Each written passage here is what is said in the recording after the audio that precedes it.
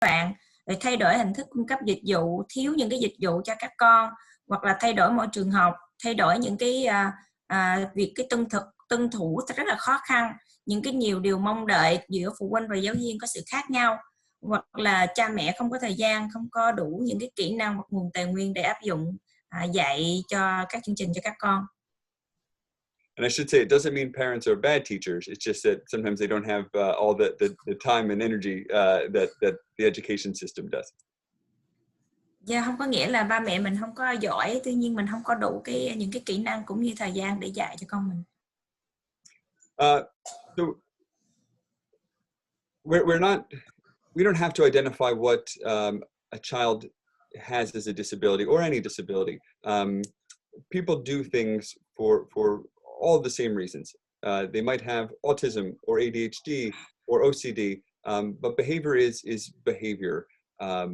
So we'll talk a little bit about finding out why a person is doing what they're doing. Từ mình là bậc cha mẹ thì thực sự mình không có phải là người chẩn đoán, cũng như cần thiết phải là chẩn đoán những cái chứng tự kỷ hay là hội chứng tăng động hay là OCD, là những cái điều đó là cái gì. Nhưng mà nói chung là mình phải hiểu rõ những cái hành vi đó như thế nào và nguyên nhân tại sao mà con mình làm những cái hành vi này.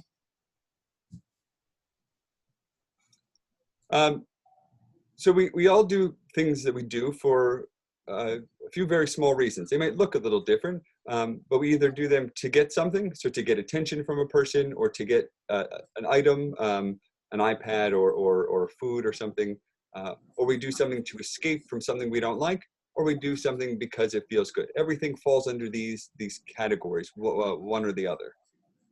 Thì tại sao mà chúng ta hành xử như vậy? Thường là có nhiều cái có những cái điều kiện, điều cơ bản tại sao mình làm, ví dụ như là để mà mình tạo sự chú ý, để mình cần lấy được cái vật gì đó, hoặc là mình tránh những cái điều gì, hoặc là mình thoát khỏi những cái điều gì, hoặc là mình làm cái điều đó để cho mình cảm thấy là mình cảm thấy trong lòng mình nó vui vẻ và tốt lành. And it's important to consider these because if a child is engaging in a tantrum because they want to play on an iPad, it's very different than if they're having a tantrum because they want to get out of work. So we need to think about why the person is doing what they're doing in terms of what they're trying to get. Yeah, ví dụ như là một cái đứa trẻ nó giận dữ tại vì nó không có chơi được cái thời gian chơi được cái iPad, hoặc là nó khác với lại một cái sự giận dữ khi mà một đứa trẻ nó muốn thoát khỏi một cái tình trạng hoặc cái tình huống nào đó, thì thường là mình phải cố gắng hiểu là lý do và cái tình huống đó xảy ra là như vậy là như thế nào, cụ thể như thế nào. Oh, I'm sorry. I should have had the translated slides up. My apologies. For the next ones, I will. So we need to think of our behavior in 3 sections. So if something happens, a parent might say, let's do our homework. That is the antecedent. Thì mình thường là có trong cái ABA có 3 cái thuật ngữ mà mình nên hiểu, là những cái điều mà xảy ra trước, như là tiền đề xảy ra. And then if the parent says to do our homework, the behavior that we should see is the person then doing their homework. So we have something that happens first, which is the antecedent, and then a behavior we want the child to do. So in this case, doing homework, let's say. Ví dụ như là ba mẹ mình nói là con mình cần phải làm bài tập về nhà, rồi sau đó những cái hành vi việc xảy ra là con sẽ làm những cái bài tập ở nhà. And then there's a consequence for doing that. So if the person does their homework, if the child does their homework, and we give them a candy bar, they're more likely to do the homework next time. But if they do their homework and then we scream at them or spray them with water, they're less likely to do the homework. So the consequence is very important. Và cái chuyện hậu quả sau cái hành vi đó, thì ví dụ như sau khi làm bài tập về nhà mình cho con một thanh kẹo, thì thực sự là sau đó thì con sẽ rất là thích làm bài tập. Còn nếu mà mình la hoặc là mình mắng trong lúc làm homework á, thì sau đó thì con có vẻ con không có thích làm cái chuyện này. So we'll talk about those consequences in terms of reinforcement and punishment. Reinforcement is a technical term, but you can think of it as like a reward or a positive consequence. And punishment sounds bad, but it's something that's not as good. So something that will make it less likely the person does the behavior. Thì cái hậu quả thì nó sẽ có giống như hai cái thái cực. Có một là mình thưởng, một cái là điều là mình thưởng một cái chuyện giống như mình thí thực về hướng tích cực, và một cái thì nó không phải xấu nhưng mà về hình thức mình phạt nó hơi tiêu cực một chút. So this chart here just shows that when we reinforce a behavior, the behavior increases. So if we give, if every time I mow the lawn, my wife gives me $100, I would mow the lawn all the time. She doesn't, but it would be nice if she did. Yeah. Thì khi mà mình có một cái hành động tích cực mà mình được thưởng á, thì mình sẽ thích làm cái hành động đó hơn. Ví dụ như ổng nói là ổng hình như là giờ ổng kêu ổng làm gì đó mà thưởng $100 á, thì ổng sẽ rất là thích làm cái việc này mà khi mà mỗi lần mà đến cái việc này. And the same thing for punishment. If every time I mowed the lawn, my wife took $100 from me, I would never mow the lawn. So the consequence is very important. If I get something I like, I will do that more. And if something bad happens, I end up doing that less. So mow the lawn, what does that mean? Chị Vân? I'm sorry. What was that? Yeah, no, the mow the lawn meaning cắt cỏ trong vườn á, cắt cỏ trong sân á. Yeah, I just get, yeah, xin lỗi, yeah, I just wanna make sure that I understand very clear what you say. Hồi nãy nói là nếu mà ông cắt cỏ mà giờ ông thưởng ông được $100 á, thì ông sẽ rất là thích, nhưng mà khi mà mỗi lần cắt cỏ mà sau này mà vẫn cắt cỏ giống như thường lệ mà vợ lại lấy đi một cái $100 mà thưởng đó, thì cái chuyện mà cái động lực để mà ông làm mà cắt cỏ thì nó sẽ giảm đi rất là nhiều ạ.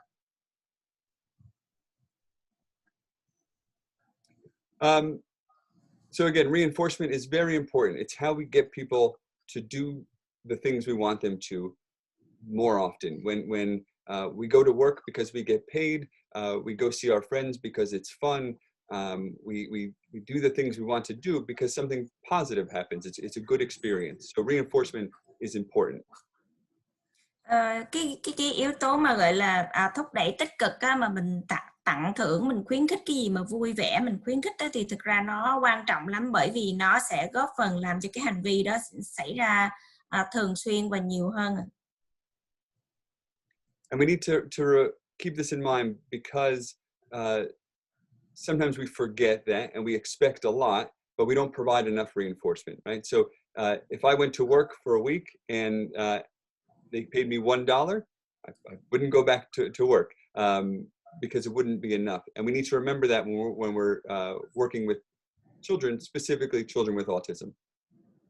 Vì cái thưởng nó rất là quan trọng, bởi vì ví dụ như anh chị mà đi làm cả tuần mà được thưởng có $1 thì sẽ không có muốn quay lại làm nữa đâu. Thì cho nên cái cách làm việc với những cái em bị tự kỷ cũng vậy, là mình phải thưởng, mình khen thưởng nhiều thì lúc đó cái hiệu quả nó sẽ tốt hơn. And we also need to remember that if a child is, or any person is doing something, if they're engaging in some behavior, it's because it's being reinforced. So they're not doing it because they're bad kids. They're not doing it because they want to be trouble. They're doing it because there's some reinforcement available, and we need to identify what that is. Và nên nhớ rằng có những người hoặc là những trẻ em á, người ta bé không có làm cái việc gì đó nhất định là bởi vì mình không có được thưởng. Thì lúc chút xíu nữa thì mình sẽ xác định là những cái điều gì mà con người của mình làm thì chỉ vì được thưởng hay là để được thưởng, thì mình sẽ nói thêm về vấn đề này. So the technical definition for reinforcement is, again, the consequence that happens that makes that behavior happen more, right? So things like getting paid or someone saying we did a good job, a high five, something that increases that behavior in the future. Thì định nghĩa cái thưởng là cái gì? Thì đó là một cái hậu quả tăng thêm sự xuất hiện hành vi trong tương lai. Ví dụ như mình nói cái chuyện đó con làm giỏi quá, mình ghi high five đi, thêm nữa đi, thì đó là những cái điều mà mình hay nói ra. And this is a lot of technical things here, but we just consider that we don't have to go through all of them. But if we provide that reinforcement, so this example, we add something so that the child takes out the garbage, we give them $1, and the next week they take the garbage out again because of the reinforcement. That's positive reinforcement. Ví dụ một cái dạng là dạng thưởng tích cực, thì mình sẽ cho con thêm cái gì đó. Ví dụ như là con đem cái rác ra ngoài thùng rác thì mình sẽ cho $1, thì lần sau thì con cũng sẽ mang rác ra ngoài vườn nữa, thì đó là một cái dạng thưởng tích cực. But we need to keep in mind too that if we say ask the child to take the garbage out and then they cry and they scream and we say okay don't worry, I'll take the garbage, the next time we'll see more crying and more screaming because it worked. So it's just another form of reinforcement. Và một cái so can you say it one more time so I can understand that part? Yeah. Yep.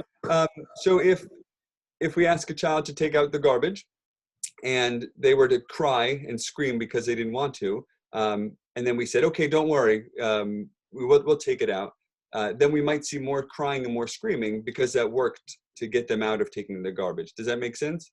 Yeah. Nhưng mà trong một tình huống khác là khi mà mình con mang cái rác ra ngoài thì nó khóc và nó không chịu, nó từ chối, mà mình là ứng xử là để cho mẹ đem rác ra ngoài đi, thì lần sau nữa đó mình sẽ cảm thấy là có mang rác ra thì mình sẽ thấy là con mình khóc nhiều hơn nữa và nó từ chối nhiều hơn nữa. Brian, just want to clarify with that. Is that the attention seeking? So that could be for attention. It could be to get out of something. Sometimes a child will do something to get in trouble because they want the attention. But they also might, draw a picture and bring it to. So the child might be looking for the attention. No, it's just my question is if the example that you are given is that just to help parents understand better, because we want the kids to take trash out when but they're crying and throw tantrum, and then instead of us pushing him or the child to be able to do that, then we say, all right, we give up. We don't ask the child to do that anymore. Yeah. So just want to clarifications in terms of what does that mean here, whether or not parents could do that is good or yeah. Sorry. So if the parent were to say, don't worry, don't take the garbage out, then we'll likely see more tantrums in the future because it worked. We don't want to say, okay, don't do it. We should say, no, it's time to take the garbage out, and then we can give, if you do this, we can have dessert, or we can have something nice. But we don't want the tantrum to get them out of doing something. That's the escape that we talked about. Thì giải thích thêm một cái, hồi nãy ông nói chị Quanh có hỏi để rõ hơn, thì cái hành vi này ý nghĩa như thế nào, thì thường á là mình lúc này đó thì ba mẹ mình nên ứng xử là thì ba mẹ có thể mang cái rác ra ngoài, hoặc là con có thể mang rác ra ngoài, sau đó mình sẽ được ăn một bữa ăn tối thiệt là ngon, hoặc là ăn kem hay gì đó. Nhưng mà mình đừng có để cái tình huống này xảy ra để mà con cứ nó khóc, nó từ chối, thì nó để nó tìm cách là nó tránh đi, nó không bao giờ làm cái việc này nữa trong tương lai. Some of this stuff is very technical. So I'm trying to do just an overview to make it as simple as possible. So if it's not understood, it doesn't need to be fully understood. I just want to give some examples of how the reinforcement works. So if there's any more questions, feel free to ask them. I don't want to be overwhelming though. Có những cái từ ngữ hoặc cái biểu đồ ở đây thực ra nó rất là theo cái kiểu nó chuyên nghiệp quá, nhưng mà nếu mà anh chị có câu hỏi gì có thể ngừng để hỏi, tôi sẽ cố gắng nói thiệt là đơn giản, càng nhiều càng tốt ạ.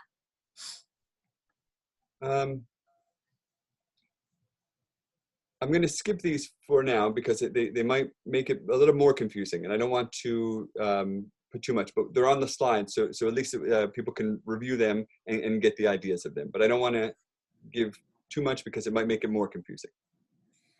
Tôi sẽ nói sơ thôi, nói mà cụ thể mà nhiều quá thì có thể làm cho phụ huynh hơi lúng túng một chút, thì tôi sẽ để yên như vậy. Anh chị có thể có cơ hội để coi lại, bởi vì nó có sẵn trong cái slide này ạ. And then the opposite end of reinforcement is punishment. That's what makes a behavior decrease. We're not going to go too much into punishment because what we want to focus on is reinforcement. How do we get the child to do what we want them to do? Education, cleaning their room, speaking more, doing more homework. Reinforcement's more important, but I just want to give a definition of punishment so we know that there's two competing ideas. Tôi chỉ đưa ra cái định nghĩa cái viện phạt là như thế nào, nhưng mà mình sẽ tập trung nói về cái thưởng nhiều hơn, chứ còn phạt thì mình sẽ nói ít hơn trong cái trường hợp này ạ. So I'm going to skip through these now, but the importance of knowing reinforcement is so we can know how to help our children learn. Reinforcement is very important in order for us to learn new things, especially for children and especially for children with autism. Cái việc mà khen thưởng là rất là quan trọng để giúp cho các con có thể học tốt hơn, đặc biệt là học từ xa, giúp đỡ cho tất cả các trẻ em và đặc biệt là trẻ em có tự kỷ. So there's two ways we can help learners and help children. Well, there's many ways, but there's two sides that we can come from. Antecedent interventions are things we do before. So how we set up the environment, how we set up our homes, how we set up a classroom. Thì cái chuyện mà mình có những cái việc dạy con như thế nào thường là rất là quan trọng trong cái chuyện là ở trên nhà mình sẽ bày biện như thế nào ở trong ở nhà, nó cái chuyện đó, cái hình thức mình bày biện ở nhà nó như thế nào thì nó cũng quan trọng lắm. And then the other side is consequences. So how do we make sure that those behaviors happen more? So we talked about reinforcement. So how do we, give positive praise? Great job, nice work. We can give high fives, stickers. Allowance works too, but that's what we do after the behavior occurs. So we'll talk about both of these, things that happen before and things that happen after. Thì có hai cái can thiệp là trước khi xảy ra hành vi là can thiệp tiền đề, còn giống như hồi nãy mình nói là cái nhà mình thiết kế như thế nào, thời gian biểu học ra sao, thì cái mảng quan trọng sau nữa là can thiệp hậu quả, tức là cái chuyện xảy ra sau những cái hành vi. Mình có thể thưởng, khen ngợi, mình cười, mình ghi high five cho con khi mà con làm tốt, hoặc là khi mình phạt nó thì mình trách mắng hoặc lấy đi những cái sự kiện vui như thế nào. So some things we use in the school systems that we can use at home as well are this list here. So there's many, but these are some of the more valuable ones, some of the ones that are easier to use at home. Cái việc mà can thiệp tiền đề là xảy ra trước cái hành vi có những cái điều hay áp dụng ở trong trường và cũng khá đơn giản mình có thể áp dụng tại nhà. And again, some of these have technical terms, but we'll talk about them one by one, and they're much easier in standard terms than the technical terms. Có những cái từ ngữ nó mang tính chất chuyên khoa quá, chuyên nghiệp quá thì tôi sẽ đổi thành những cái từ ngữ nó mang tính đơn giản và nói chung hơn thì sẽ dễ hiểu hơn. So the first is it's called pre-session pairing, but it's very easy. Before we start an academic session, before we start school, before we start an activity, we do something fun. So we make it so that the environment is fun at that moment. Đầu tiên là cái việc kết đôi trước giờ, nghe nói từ nó hơi chuyên qua hơi lạ, nhưng mà ví dụ như là nói khác đi là ví dụ như ở trường trước khi mà bắt đầu vô học thì sẽ làm cái gì đó, những cái hoạt động gì đó làm cho con và học sinh được vui vẻ để bắt đầu vào giờ học. And we want to make sure that the child views us as a fun person that positive things happen with. Và mình nên chắc chắn rằng con mình sẽ đối xử hoặc là tiếp xúc với mình theo một cái người là mình là một người thực sự là vui vẻ và có thể nói chuyện được, có thể làm cho con cảm thấy là vui. I think about it in, if I went to a friend's house and every time I went in, they said, help me clean the bathroom and cook the meals, and it was no fun. I would never go to that person's house. And we want to make sure that the kids don't see us like that. We don't want to be always giving them a demand. Do your homework. Do your chores. We want to be associated with fun activities. Ví dụ như mình bản thân tôi mà đến nhà một người bạn thì nói là tự nhiên cái nói là nấu cái này đi, món này đi, rồi lau chùi nhà cửa, lau chùi toilet này nọ, thì tôi sẽ không có thích đến cái nhà người bạn này đâu. Thì đối với con mình cũng vậy, mình phải làm sao mà có một cái sự nói chuyện thật là vui vẻ và có những cái điều mình làm với nhau theo cái kiểu nó dễ chịu, chứ không phải là mình ra lệnh là con mình làm cái này cái kia. When we go into a home for the first time to work with a child, for the first week or two, we try not to do any work. We do fun things with them. If they want to watch TV, we watch TV. If they want to play a game, we play a game. So that when they see us, they think, good, this person's here, not go away. Yeah. Cho nên khi mà tuần lễ đầu tiên đến nhà của các con mà làm việc chung thì chúng tôi không có yêu cầu các con làm cái gì hết, mà đa số là những cái chuyện mà con thích làm mà vui vẻ cho con. Ví dụ như con thích chơi game thì tôi chơi game chung, con thích coi tivi thì tôi coi tivi, chứ không có tạo cái cảm giác là con sợ và không có thích cái nhân vật này vì ra lệnh các con làm cái này cái kia. And this is hard too, because we have to do the role of parent, but also the role of educator. It's a very different role. Parents, we have to be strict sometimes, and educators, we have to make it so that the child wants to learn from us. So it's a very tough balance for parents to do. I'm not very good at it. Nó hơi khó giữa mình làm ba mẹ thì có khi mình phải kỷ luật, mình hơi khó khăn hơn một chút, còn làm giáo viên thì có dễ hơn, có những mục tiêu hơi khác hơn. Nếu mà mình đóng vai trò cả hai người thì thực ra khó cho mình. Bản thân tôi thì tôi không có làm tốt hết cả hai được. The next is similar to the pre-session, similar to the last topic, but remembering that we should be giving lots of praise, lots of positive statements, even for simple things. Sitting down to do the work, great job sitting down. Doing the assignment, great job doing the assignment. Và khen ngợi thì cái quan trọng lắm, mình nên thường xuyên khen ngợi hơn, và những cái chuyện nhỏ mình cũng nên khen ngợi các con. Ví dụ như là con ngồi xuống, ngồi yên như vậy mình cũng khen ngợi, con giỏi quá, con ngồi xuống yên như vậy. Và con bắt đầu làm homework thì mình cũng khen là con bắt đầu con làm. Thì những cái điều đó mình nên khen ngợi con nhiều lần và đúng chỗ. We try to say that there should be a balance of 5 positive statements for every one correction. Is what we should aim for. So we should say 5 positive statements. Great job. You're doing good work. Nice sitting. 5 of those before we give a reprimand or a correction. That should be the balance.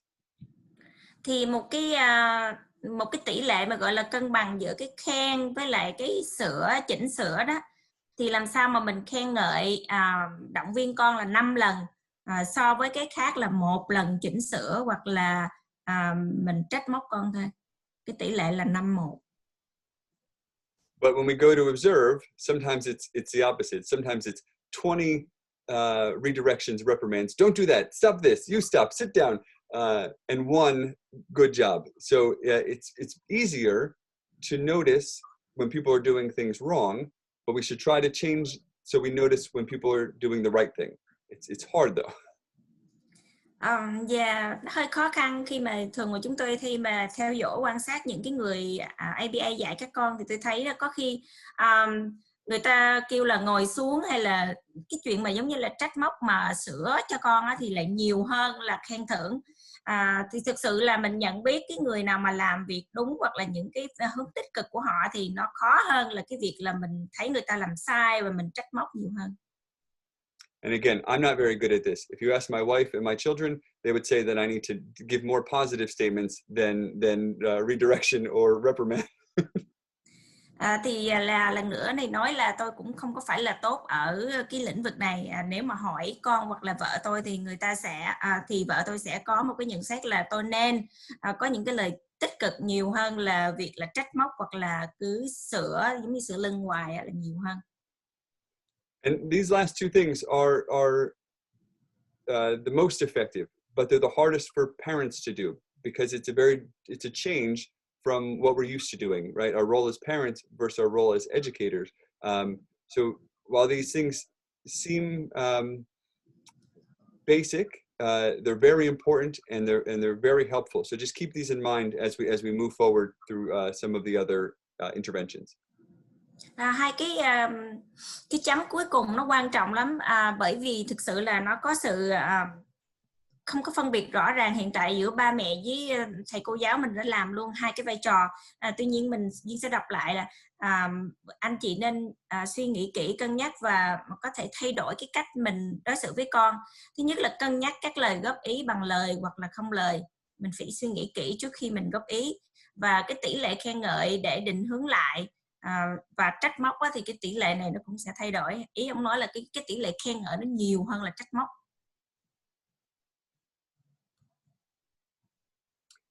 Another thing that works well is exercise, and sometimes we forget about this at home. But a lot of places will use exercise in the morning before the school day starts, and they see very good results because the children had time to get some energy out, had time to move their body, and sometimes we forget, especially at home, to do this before we start the day. Cái điều quan trọng ở trường học thì chúng tôi hay làm ở nhà, thường là phụ huynh mình có thể quên, mình không có làm cái này. Đó là tập thể dục tiền đề, có nghĩa là trước khi mà vô ngày giờ học thì con sẽ được tập thể dục để có thể có khởi động cái năng lượng và có những cái năng lượng để bắt đầu một cái ngày mới. There's a school called the Higashi School in Massachusetts, and they use a lot of exercise and movement throughout the day and have very good results. The students are always running and walking. They're always outside. They're always moving through the school, and they have very good results just with the movement and the exercise.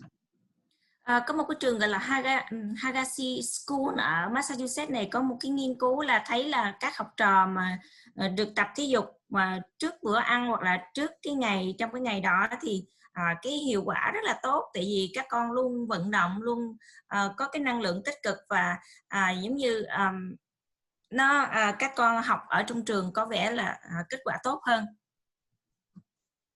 And again, I usually feel better if I exercise in the morning, but we don't always have the time. But even something simple like a walk.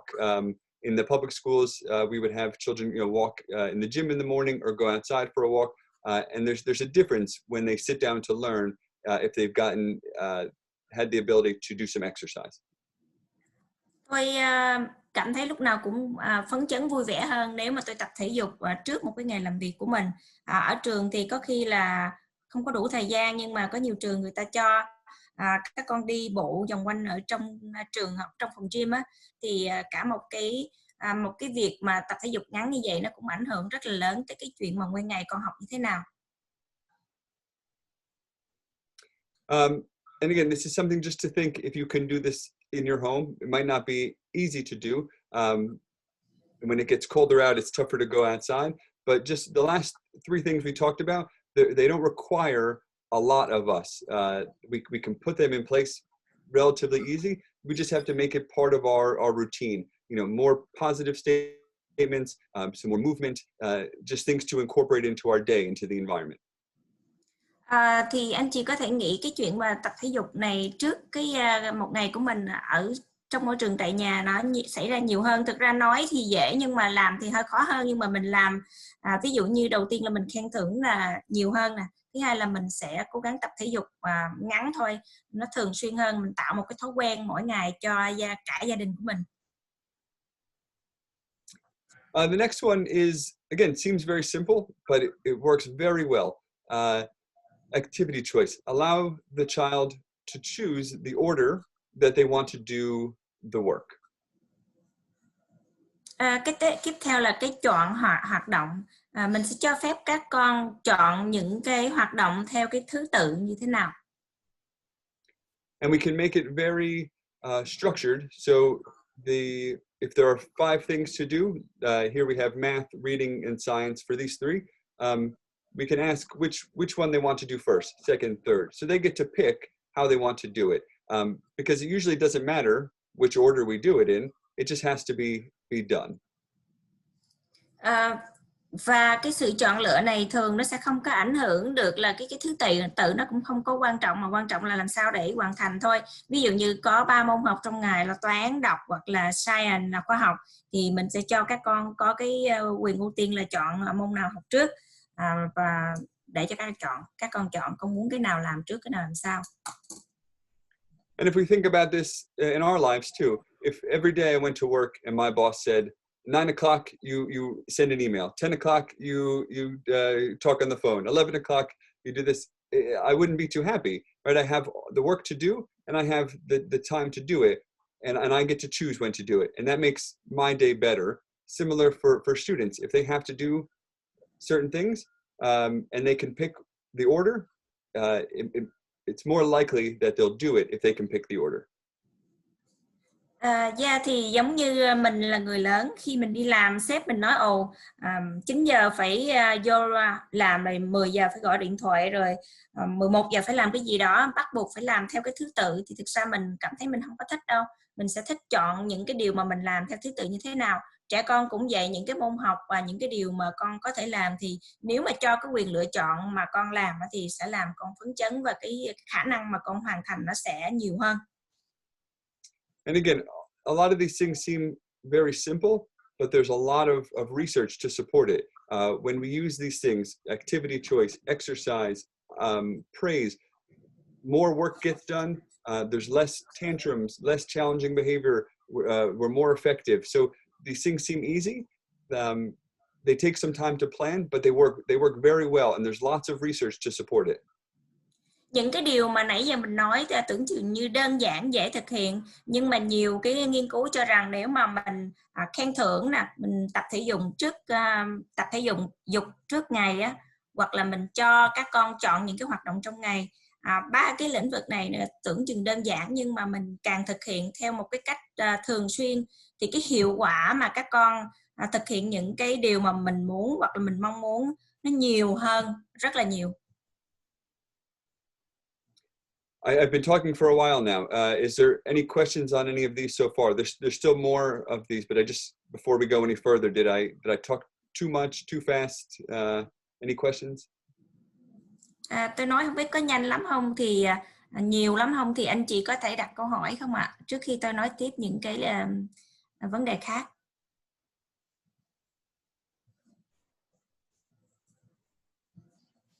Yes, so just yeah. Go ahead. No, go ahead, chị. Go ahead. I was thinking, Brian, that we all always get stuck on this positive or negative reinforcement. And here's a good example, I think. Maybe you will be getting there as you talk, but go back to the example. Let's just say a child is throwing a tantrum in the store. Let's just say that. And the parents immediately respond, "Oh, what do you want? What do you want?" And satisfy that tantrum because the child is seeking attention and the parent is responding. Mm-hmm. So that will happen again. That negative action from the child will happen again. So how do you stop it from happening? If a child is throwing a tantrum, I would say, try your very best to ignore it. Yes. Or before you go there, you remember that the last time the child was doing that, and you are fearful that it will happen again. This is what I would do as a mother and not a professional. I would say, okay, we'll make a contract with you. If you are doing X, I would do Y. And most of those would be, if you don't throw a tantrum, you can talk to me about it and maybe we can negotiate, let's just say. That will head off the attention seeking and to also work with the child so that the child will know that if you throw a tantrum, I will ignore you. And it's not a punishment, but it's a plan. For me, I feel that may be easier to explain to parents. Yes, very. In a few slides, we'll talk about differential reinforcement. And that's what you're saying. We'll talk about contracts, but we'll talk about how when the child engages in a tantrum, we don't give in to the tantrum. We give in to something else, maybe communication or a quiet request or something. So we'll get to that specifically. But that was, you clearly understand this very well. That was a very good point. Cô Tiết đã cho một cái ví dụ và một cái tầm nhìn rất là hay, và tôi sẽ nói cụ thể hơn trong những cái slide sau. Em tóm gọn cái cô Tiết nói là khi mà ví dụ như một cái hành động con đi vô trong mo thì con đòi cái gì đó và nằm vạ thì ba mẹ đáp ứng liền, và lúc đó con gây sự chú ý, ba mẹ đã đáp ứng liền cái sự chú ý của con và cái mong muốn của con, thì cái điều đó thì cô nghĩ là không có tốt. Là ba mẹ thì thường là khi mà mình nên cố gắng không có làm ngơ, không có đáp ứng liền cái đòi hỏi của con trong cái lúc đó, bởi vì nó sẽ có một cái ảnh hưởng tiêu cực. Thay vì trước khi mà ví dụ như vài lần sau đó, khi mà trước khi vô mo thì cô sẽ thích là nói chuyện với con, là đưa ra một cái điều kiện, nếu mà con làm cái này thì mẹ sẽ như vậy đó, thì để cho con hiểu và tránh làm những cái giận dữ, phản ứng tiêu cực. Và đây không phải là một cái hình phạt mà là một cái kế hoạch để mà mình dạy con theo một cách bài bản, là con nếu mình làm cái này mà không tốt thì mẹ sẽ không có thực hiện cái này. Thì ông Brian ông rất là đồng ý và ông sẽ nói rõ cụ thể hơn trong những slide sau. So we'll come to that specifically, but in the way we're looking at it now is we talked about antecedent, so how we set up the environment. So these are more like pre-session things, and then we'll talk about consequences, and that's more to that end of what the question was. Giờ thì mình sẽ nói rõ hơn về cái vấn đề là mình tạo ra cái môi trường sống và làm việc, hoặc là ở nhà làm việc với con như thế nào. Sau đó mình sẽ nói đến cái chuyện việc khen thưởng, thì sẽ đề cập đến vấn đề mà cô Tiết vừa nói ạ.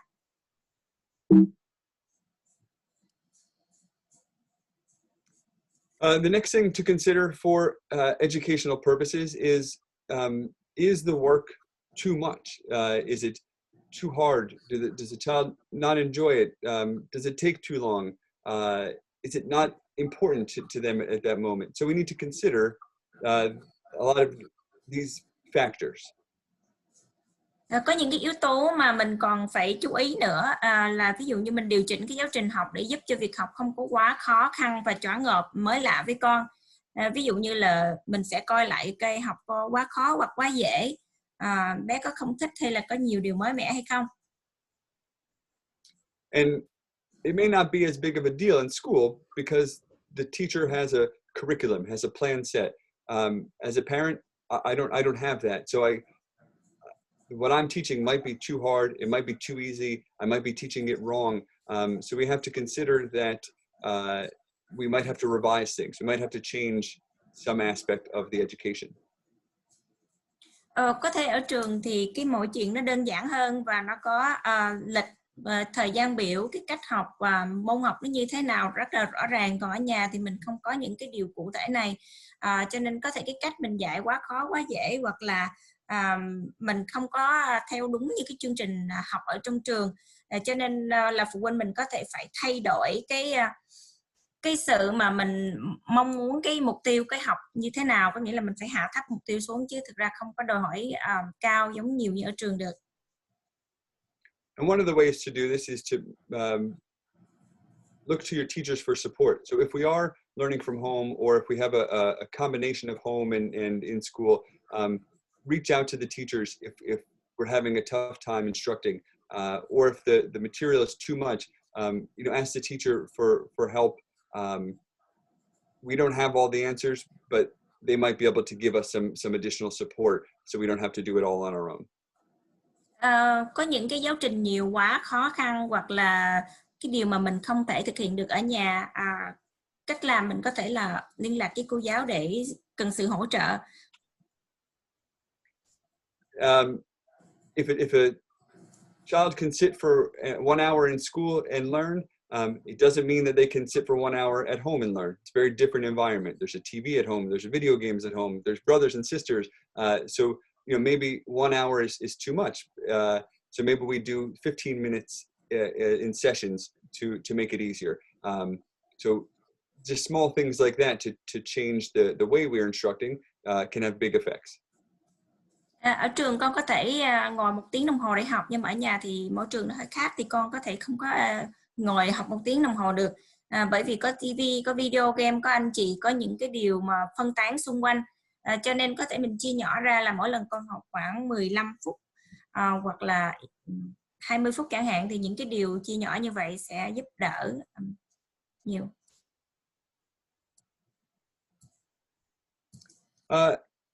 Another way to do this work is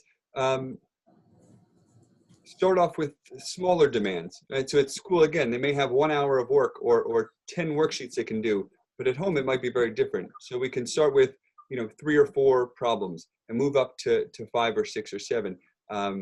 Just because they can do that work at school, the difficult work at school, doesn't mean they can do the same work at home. It's a very different environment with different instruction. Hoặc là ở trường thì con có thể làm một lúc khoảng nhiều bài tập khác nhau. Tuy nhiên ở nhà thì nó cái môi trường học hoàn toàn khác, thì con không có thể thực hiện được như vậy trong một lúc. Thì bắt đầu bằng cái mục tiêu nhỏ thôi, là cho con làm bài tập 1 hoặc 2 hoặc 3 thôi, rồi sau đó từ từ tăng lên, chứ không có thể có cái số lượng giống như học ở trong trường được. If every time you give your child a worksheet to do and they rip it up and throw it, we wouldn't every time we wouldn't do the same thing over and over. Next time you can say, okay, let's try this together, or we're going to just do 5 problems now, or let's just write our name, something smaller, so that the task isn't so big. It's more manageable. So we have to change the intensity or the length, just to make it more manageable, so that they're more likely to do it. Ví dụ mình đưa cái bài tập hay là cái vấn đề gì đó mà đưa tờ giấy thì con giục hoặc là con xé bỏ đi, thì lần sau mình không có nên thực hiện lại cái lần nữa, mà mình bắt đầu thay đổi cái chiến thuật, mình làm những cái việc nhỏ từ từ, để làm sao cho cái mức độ khó và cái chuyện làm đó nó vừa phải, để mà mình có thể cùng làm với con, để mà con có thể học được. And it doesn't mean that we only expect 3 or 4 problems or half a worksheet. We'll work up to the full worksheet, but we're going to start smaller so that we have compliance, so that we're more likely for the child to work with us instead of against us. Thì mình sẽ bắt đầu làm những cái chia nhỏ những cái bài tập ra, những cái điều làm ra để mình con có thể hợp tác với mình, rồi từ từ ra mình mới bắt đầu dạy cho con làm những cái việc khác khó hơn. Và nói chung là mình phải tạo cái sự tin tưởng và tuân theo để mà con mình có thể học tốt hơn. And a lot of times when we use this, we see an immediate decrease in the problem behavior. So if we had tantrum or crying or ripping the paper up. When we make the task smaller, sometimes we see that behavior goes away and the child will do the work without anything else. It's very effective. Cái chiến thuật này khi mà chúng tôi áp dụng thì hiệu quả rất là nhiều, sẽ thấy được những cái hành vi mà tiêu cực của con, ví dụ như khóc hay giận dữ sẽ biến mất rất là nhanh khi mà mình chia nhỏ cái nhiệm vụ của các con ra làm cách dễ dàng hơn, làm nhiều lần á. Dạ, thì các con sẽ đỡ giận dữ và đỡ có không có bằng lòng hợp tác.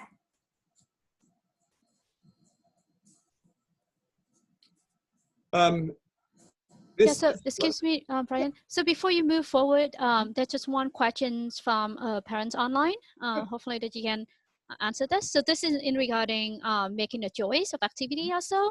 So the question is, even though I gave my son choices for order and time, however, he doesn't like to do math and writing. Sometimes it takes so long for him to sit down and get tantrum. Sometimes it takes so long for him to complete the task. Even I try to ignore his tantrum and escape from work. What should I do to help him and avoid tantrum? It seems that he just like to have reward iPad minutes, but it seems that he just wants to play iPad during the COVID time. Yeah. So what do I do? Yeah, so there's a lot of things to consider, but I wouldn't say that one of these will fix it. I'll pause there for a minute.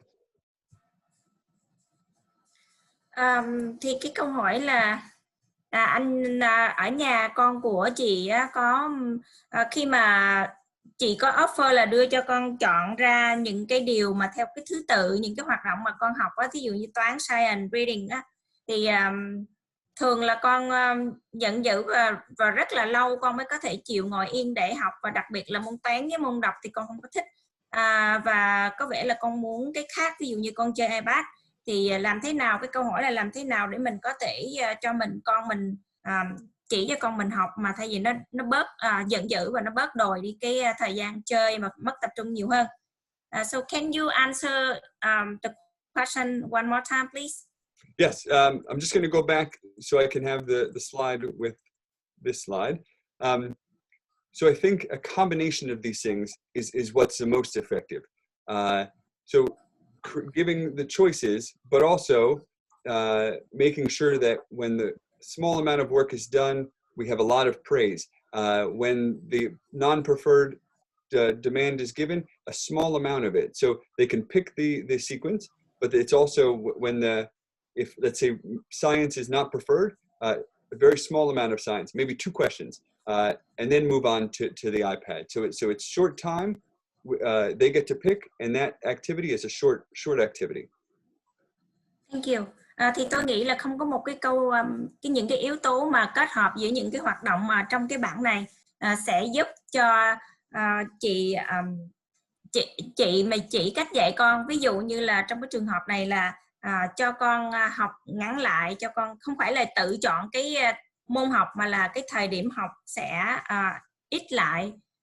Cái thời lượng làm bài sẽ ít lại, và những cái môn mà con không thích, ví dụ như science reading thì mình chỉ cho con 1 hoặc 2 câu để con trả lời hoặc là làm thôi, rồi sau đó mình mới cho con chơi iPad, hoặc là chơi iPad trước nhưng mà ngắn thôi, rồi sau đó mình sẽ quay trở lại mình làm học. Thì phải kết hợp những cái điều này với nhau thì cái sự hiệu quả nó mới tốt hơn. And also to consider, we're going to move on to consequences. So we'll talk about things like the iPad, but these are just the things we do in the beginning. And these can be effective, but there's more to it also. So a combination of these things will help to set up the environment to make it more likely that the child will do the harder tasks. And now we'll talk about how, when they do it, how we can give rewards and reinforcers so that they're more likely to do that in the future. Mình sẽ nói về cái thời gian sử dụng iPad và cái cách sử dụng như thế nào. Nhưng mà tôi thấy là cái việc kết hợp những cái điều mà mình kể trong cái bảng này với nhau thì sẽ tạo ra một cái môi trường học và làm việc thì có vẻ như là mình làm gần như đầy đủ những cái điều kiện này thì cái khả năng mà con ngồi học, con vâng lời nó sẽ xảy ra nhiều hơn, và mình sẽ nói kỹ hơn cái thời gian mà cái việc mà điều mình khen thưởng hoặc là mình sử dụng những cái thời gian iPad như thế nào. Và Brian nói là cái chuyện mình làm trước khi mà mấy em bắt đầu làm bài như kia. Nếu mình biết con mình sẽ rất là làm bài khó, mình có thể làm cái gì trước. Nhưng cái này là dạy mình làm cái gì trước khi mình biết con của mình sẽ bắt đầu. Nếu mình nói ok tới giờ làm bài rồi mình sẽ biết con mình giận sẽ đánh mình. Bây giờ mình biết con của mình sẽ giận rồi, mình làm cái gì trước. Cái đó là cái antecedent. Thank you. Hi Anna, I didn't even see you there.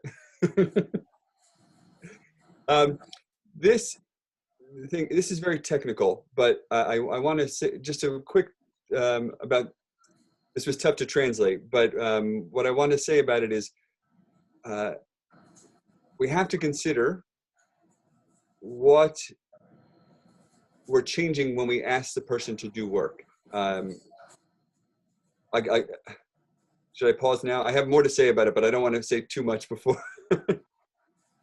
Cái từ này hơi khó dịch và nó hơi chuyên khoa một chút, thì mình sẽ nói nhiều hơn, ổng sẽ nói nhiều hơn. Mà đầu tiên ổng sẽ nói là cái chuyện gì sẽ xảy ra khi mà mình hỏi một cái người, mình yêu cầu một cái người làm một việc gì đó.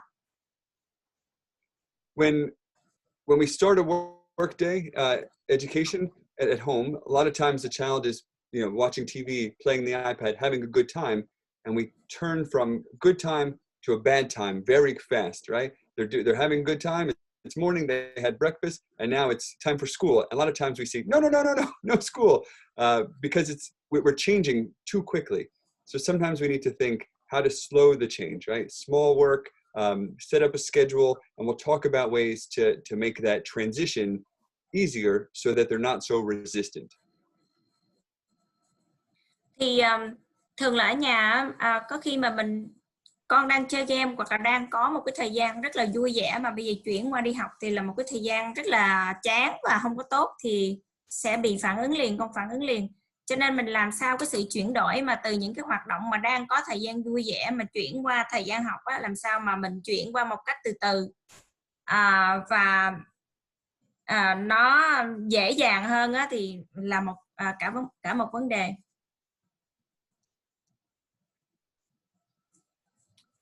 All right, so we talked about things that happened before, how we set up the environment, and we'll talk about some things that we do after now.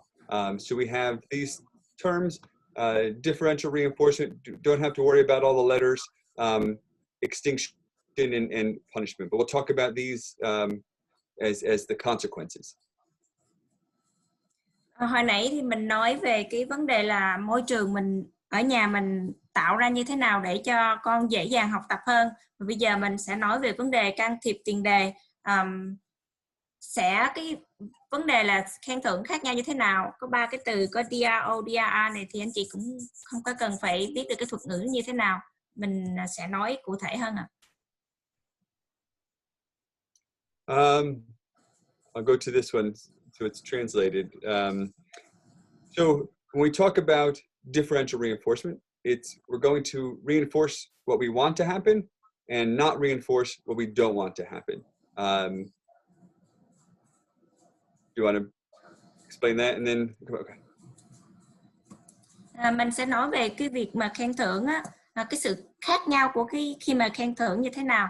Thì có một cái sự khác biệt là, một là mình muốn cái chuyện đó xảy ra thì mình sẽ khen thưởng. Còn thứ hai là mình không muốn cái chuyện đó xảy ra, mình sẽ không khen thưởng. So if we tell our child, you go play while I wash the dishes, and they do that, then we can give them attention, and that's the reinforcement. If we say, go play while I do the dishes, and they have a tantrum, we would ignore that behavior.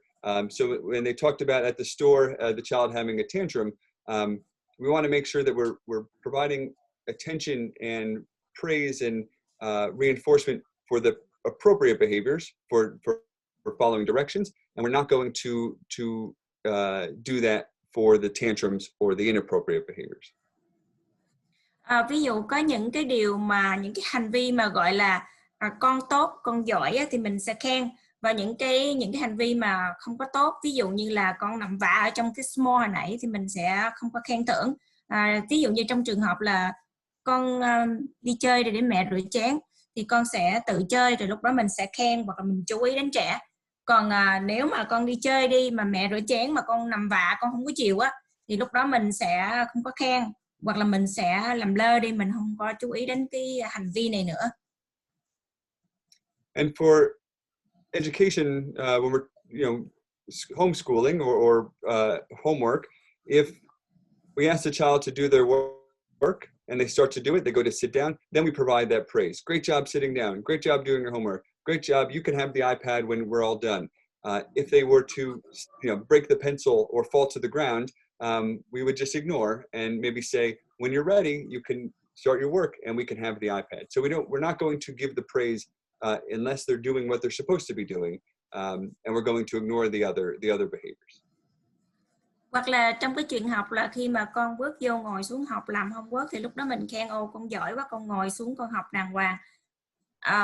Thì lúc đó mình khen bởi vì hành vi tốt, nhưng mà nếu mà con bẻ bút chì hoặc là con nằm vạ thì lúc này mình sẽ làm ngơ đi và mình không có khen con, nhưng mà mình sẽ nói là khi nào mà con sẵn sàng thì con có thể vô học, rồi sau khi học thì con sẽ được chơi iPad. Thì mình nói như vậy để mình cho con hiểu được. And this is much more complicated than it seems, because we talked earlier about why the person does something. They may be doing it for attention, they may be doing it for escape, or they could do it because it feels good. Some children like to have tantrums. They enjoy the feeling of a tantrum. So we want to know why the person is doing something first, so that we don't accidentally reinforce that. Thì hồi nãy mình có nói là mình làm sao để hiểu được cái nguyên nhân đứa trẻ nó có cái hành vi này. Cái hành vi này xảy ra là do con muốn tạo sự chú ý, con cảm thấy là vui vẻ khi mà con làm cái hành vi này, hay là con muốn trốn tránh một cái vấn đề gì đó. Thì điều tốt nhất là mình hiểu rõ để mà mình không có khen thưởng một cách giống như mình bị khen thưởng mà không có đúng chỗ đúng lúc đó, bị tai nạn khi mà mình khen con.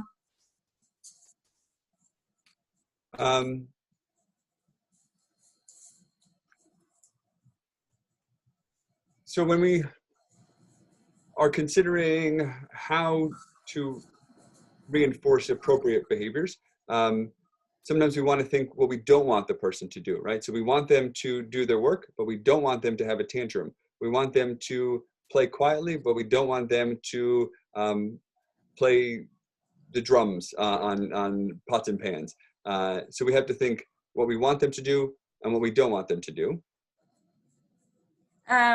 Có khi mình phải suy nghĩ đến là cái hành vi nào mình muốn con làm và những cái hành động nào mà mình không muốn con làm. Ví dụ như là mình không muốn con giận dữ nằm vạ, mình muốn con ngồi học yên lặng, mình không muốn con mình chơi trống ồn ào. Ví dụ như mình phải hiểu rõ là những cái điều gì mình muốn con mình làm và những cái điều gì thì mình không muốn. And this is similar to the question that was asked before. So we might say, sit quietly for 5 minutes and you can have the iPad. Or if we're going to a store, we can say, if we can stay in the store with no tantrums, when we come out, we can watch a video. So it's kind of like setting an expectation, and when the person follows through, then they get what they want. They get the iPad or a show or some attention. Ví dụ như là khi mình nói với con là ngồi yên lặng trong vòng 5 phút đi thì con có thể chơi iPad. Hoặc là khi con đi vô trong cái mall mà con yên lặng thì sau khi mà mình đi về mình có thể coi video chung với nhau. Thì mình đặt ra một cái mục tiêu là con làm được cái gì tốt đó, thì sau đó thì con sẽ được làm cái điều gì mà giống như khen thưởng. It's a very common intervention that's used. And I think we all do it as parents. If you don't do this, we can watch some TV. Or if you're quiet, we can play with the iPad. But we want to make sure we set some expectations. So sit quietly for 5 minutes, and then we have this reward. Or do your homework for 10 minutes, and we can go play a video game. The homework has to be done without a tantrum, without any crying or screaming, right? So we're setting the expectation. Homework is done, no tantrums, and we can have the iPad. Cái phương pháp can thiệp này mình sử dụng rất là nhiều, nhưng mà phụ huynh nên nhớ mình nên đặt một cái giống như là mục tiêu á, ví dụ như là con phải ngồi yên trong vòng 5 phút thì mới được chơi iPad, hoặc là con phải làm hết homework và không có giận dữ, không có la lối gì trong lúc làm, sau đó mình mới được chơi iPad chẳng hạn. Thì mình hay sử dụng rất là nhiều cái phương pháp này, nhưng mình nhớ là đặt ra cái mục tiêu nào đó. And the reason it's called DRO of other behaviors, it's anything other than that problem behavior. So if they're if the behavior that we're looking for is a tantrum, as long as they do something else, sit quietly, walk around, anything besides a tantrum, then they can earn it. So that's what the other means. We identify what we don't want them to do, and we just want them to do anything else. So don't yell, but you can talk quietly, or you can not talk, but just don't yell. So we're asking for the other behaviors to occur. Cái từ other này có nghĩa là những cái hành vi khác. Ví dụ như con nói chuyện không có la lối, con nói chuyện một cách nhỏ nhẹ yên lặng thì con sẽ được cái này. Thì mình nó bao gồm ở trong này là như vậy đó. Cái nghĩa nó là như vậy. Similar is alternative behaviors. So this is if the child says they want to have a snack, but they yell it, I want to have a snack. We would wait until they say it calmly. So we would say, nope, when we say it quiet, you can have the snack. So we don't want the yelling to happen. We want them to say quietly, can I have a snack? So the alternative is the problem behavior is the yelling, and the alternative is asking nicely or asking quietly. Does that make sense? Yeah, it's just kind of a little bit hard for me for this part. Can you say one more time, please?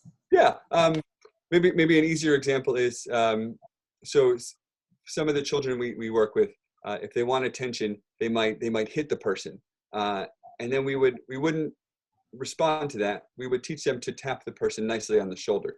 So we teach an alternative that works. So the first example was they yell because they want a snack, and we're going to teach them to say it quietly. Second example is they punch when they want your attention, and we'll teach them to nicely tap. So it's just a different thing that gets the same outcome. Does that make sense? Yeah. Okay. Một cái ví dụ khác là ví dụ như là đây là một cái hành vi thay thế chứ không có phải khen thưởng. Nhưng mà một cái ví dụ là một cái em nào đó nó muốn gây sự chú ý thì nó sẽ đánh mạnh vào một cái người đối diện. Thì chúng tôi sẽ dạy một cách khác là con sẽ vỗ vai nhẹ hoặc là chạm nhẹ vào người đó thôi, thì để mình tạo cái sự chú ý thì mình sẽ dạy cái cách con là không có đánh mà là phải mình chạm nhẹ thôi. Hoặc là khi con muốn ăn snack thì con la lớn là con muốn ăn snack, thì lúc này mình sẽ dạy con một kiểu khác là con muốn ăn snack, thì con nói nhỏ nhẹ lại thì mẹ mới đưa snack cho con ăn. Và cái này là mình hãy làm hoài á, tại nếu mình làm một lần thôi là nó sẽ không có work. Tại mình hãy làm cái này giống lần nào con mình la, mình cũng hãy đừng có hãy đưa cái behavior khác để làm. Tại nếu mình làm một lần, hai lần xong mình ngừng, con mình sẽ không có biết và học được. Bây giờ mình làm một lần hãy làm hoài luôn. Xong rồi mình khen nhiều á, hoặc con mình làm đúng mình khen, hoặc mình đưa con mình muốn cái gì mình hãy khen. Mà cái này hãy làm hoài, đừng có ngừng mấy lần, ok đủ rồi, không có work. Bây giờ mình sẽ ngừng. Con của mình rất là cool lắm, như vậy con của mình sẽ thử mấy lần, xong rồi sẽ có behavior lâu nó lên cao chút xíu. Sau để coi mình có ngừng không, xong rồi nó bắt đầu xuống lại. Đó là lâu cái behavior have to increase before decrease. Thank you. And Anna has a lot of very good experience with these principles. So Anna, chime in if you ever have an example to give that maybe I'm not giving as good. Chị Anna có một kinh nghiệm rất là nhiều trong cái lĩnh vực dạy này, thì Anna có thể can thiệp và nói bất cứ lúc nào để cho phụ huynh có thể rõ hơn về những cái ví dụ mà chị đưa ra. Hồi xưa là Anna làm ở dưới Brian, với vậy Brian dạy em Anna hết. Yeah. I told him that I used to work under you, so I understand. Yes, and it was excellent. So all of these things so far they work together. If we just try one, it might work. But how we set up the environment is very important, and how we respond to behaviors is also very important. And together, we'll have the most success, right? All these work independently, lots of research that says they work, but together, you're going to have the most effect. Thì hai cái yếu tố mà nãy mình nói, làm sao để mà mình tạo cái môi trường học ở nhà tự thuận lợi và tốt cho con mình, và cái cách mà mình ứng xử với những hành vi của con, hai cái này phải kết hợp với nhau thì mới tạo ra một cái hiệu quả tốt nhất mình muốn dạy con. So we'll talk about some procedures that we can use, and I have some examples on here. So some contracts, token economies, and different types of schedules. So we'll go through each of these. I know we still have some time, but I don't want to talk too much. I want to leave some time for questions, but these are important, and I think the visuals will help. Mình sẽ nói về cái thủ tục trong lớp học và cái chuyện mà dạy học tại nhà như thế nào. Cái điều này tưởng nó đơn giản nhưng mà nó rất là quan trọng, cho nên tôi sẽ nói kỹ hơn một chút. All right. So the question we had earlier about contracts, setting up what the expectations are. Contracts are very helpful. We describe what we want the person to do. We tell them what the reward is, and then we make sure that they get the reward for completing the task. Hồi nãy mình có nói đến vấn đề cô Tiết hỏi là cái chuyện hợp đồng á, là mình sẽ mô tả cái hợp đồng làm việc này như thế nào, ai sẽ thực hiện, và khi mà thực hiện sẽ được phần thưởng, hoặc là làm tốt ra sao sẽ được phần thưởng như thế nào. And this could be used for a single task. It could be used for a full day.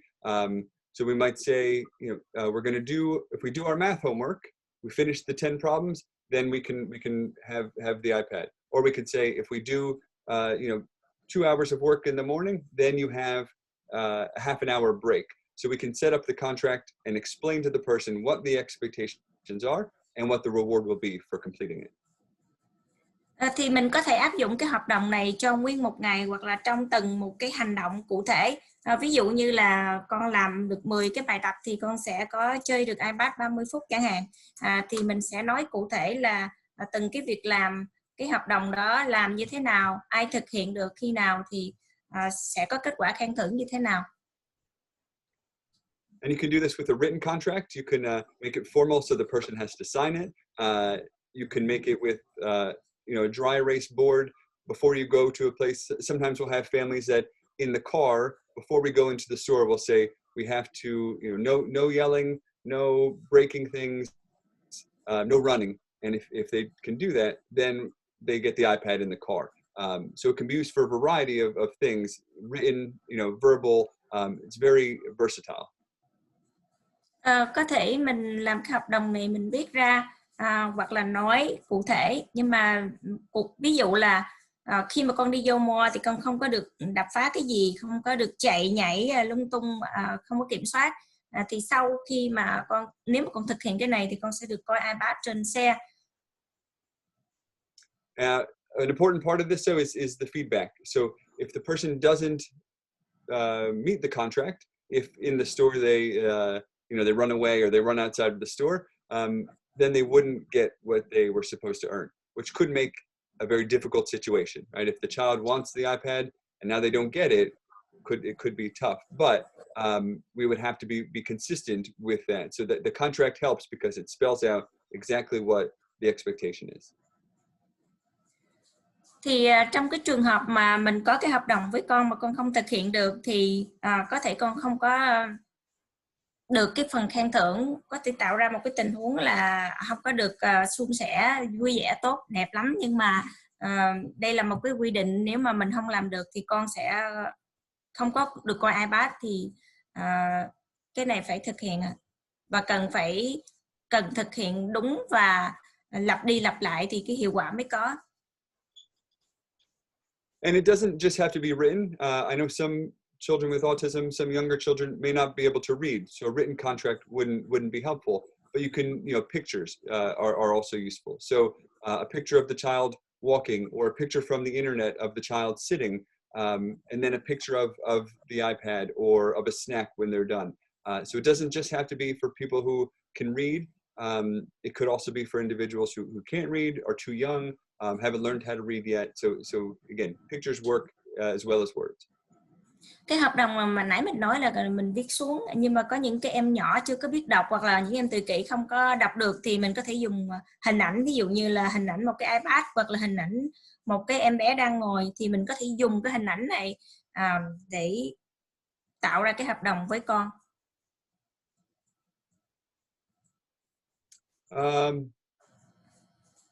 The steps to make one, talk to the person how the contract works, make sure the goals are realistic, let them know the expectations, let them know what the rewards are, and then create the contract. So just what we talked about on the last slides, but these are the steps to making a contract.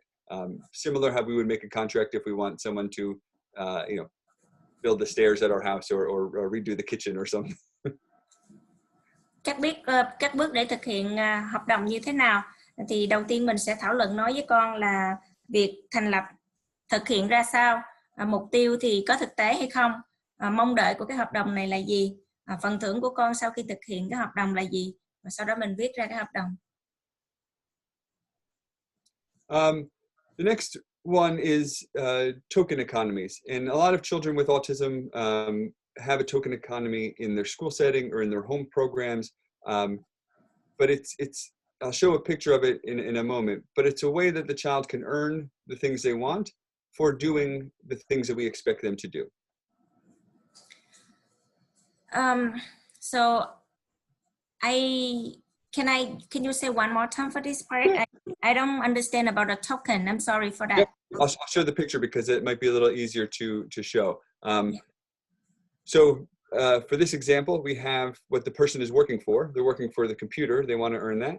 And they're earning these stars for doing the right thing. So maybe for sitting in their seat, for doing their homework, for following directions. So they're earning these tokens for completing specific tasks that we want them to. So maybe it's, one token for a math worksheet, another one for reading, or it could be one for sitting in the seat, one for raising their hand, a variety of things. But they're earning tokens for appropriate behaviors, and they have the thing they're working for on the token board to show what they're earning. Ok, thì cái này giống như là một cái sơ đồ của một cái token, để là token academy, nhưng mà giống như là một cái sơ đồ để mà kiểm soát cái số điểm thưởng mà con đạt được. Ví dụ như con ngồi yên, con học tốt làm bài tập, thì mỗi cái mà con được một cái ngôi sao, thì sau nhiều cái ngôi sao này nó gom lại những cái hành vi mà tốt con làm trong ngày, thì con dùng cái ngôi sao đó để mà được làm cái điều gì đó con thích, chẳng hạn như là chơi game hoặc chơi máy vi tính. Hay nói cách khác đó là trong cái vấn đề mà mình sử dụng cái hình ảnh để giúp cho các con nó thấy được đó, bởi vì một số cái giải thích thì có thể trừu tượng, thì các em mà mắc hội chứng tự kỷ có thể không thể hiểu hết được, cho nên mình dùng cái hệ thống này để giúp cho các con thấy được là cái mong đợi của các con, mong đợi của mình cho các con là gì. Chẳng hạn mình mong muốn là các con là bây giờ phải làm 10 lần rồi lúc đó con mới được chơi iPad, hoặc là con mới được ngồi máy vi tính chẳng hạn, thì cứ mỗi lần con làm đúng thì con sẽ được cái phần thưởng, thì thay vì cái phần thưởng cụ thể, phần thưởng cuối cùng trong 10 lần đó là cái máy vi tính, nhưng mà mỗi lần như vậy thì là mình sẽ được con sẽ được thưởng một cái. Thì khi mà các con thấy trên cái hệ thống như vậy đó, thì các con sẽ được động viên để các con làm, để đúng hết 10 lần thì các con sẽ được máy vi tính, thì nó sẽ dễ dàng hơn cho các con. Thank you chị. An important part of this is just to make sure that we set up the tokens to be for what they're going to earn, right? So the token itself, the star here, doesn't mean anything, but we have to condition it so that when the person is earning the tokens, they know they're getting that reward. So some people forget, and they, I see it in schools, they don't want to work for it. It's like, well, it's because it's just a small star. It doesn't mean anything until it becomes associated with earning the computer. So it's important to set that up, that if they do what they're supposed to do, they earn the tokens, and then they get their reinforcer. Nói một cách là mình phải khi mà mình áp dụng cái hệ thống token này thì mình phải giải thích cho con hiểu là khi mà con có được một cái ngôi sao hoặc là có nhiều ngôi sao này thì sẽ gắn liền với những cái hành động nào sau đó, có nghĩa là con sẽ được cái điểm thưởng và con sẽ được chơi computer, chứ không có nghĩa là một cái ngôi sao tự nhiên mình ăn vậy là không có nghĩa gì hết, thì có khi con lại không có cái động lực nhiều, mà phải giải thích rõ hơn. The next thing we'll talk about are activity schedules. So a lot of these are just visual schedules of how to do something. So things like washing hands, we can make pictures of each step to make that activity easier. We learned how to do things in steps also, and sometimes the visuals make that an easier thing to do. So this is just an example of washing hands. We can do this for brushing teeth or washing your face, or putting on clothes. But a picture schedule is often helpful to identify each step of a task. Cái lịch biểu hoạt động cuộc sống hàng ngày, ví dụ như là đánh răng, rửa tay hoặc là mặc quần áo, thì chúng tôi sẽ chia ra thành những cái hình ảnh theo từng bước một. Thì chia từng bước như vậy thì giúp cho các con dễ học hơn. And here are just some of the activity schedules. So we can do things for a morning routine, get out of bed, brush teeth, put on clothes. We can break it for a simple task or a single task like washing hands or toileting. We can do it for first then, for 2 activities. We can have a full day schedule, a work schedule, or a play schedule. So a lot of ways to make a schedule. You can determine how small or how many tasks you want to put on the schedule. Thì những cái lịch biểu hoạt động này cụ thể giống như thí dụ như mình chia ra những cái hoạt động hàng ngày, sáng thì đánh răng, rửa tay, những cái lúc mà đi toilet vân vân, hoặc là mình sẽ dùng cái trước và sau, cái lịch biểu trước và sau cho 2 cái hoạt động khác nhau, hoặc là mình trong ngày thì mình có thể chia ra sáng, rồi buổi đi học tới giờ học, rồi buổi ăn trưa, rồi tối, rồi đi ngủ, thì mình sẽ phân loại theo cái kiểu nhiều cái cách khác nhau để mình có thể xếp loại thời gian biểu. And it's also important to. Oh, did you have something to add?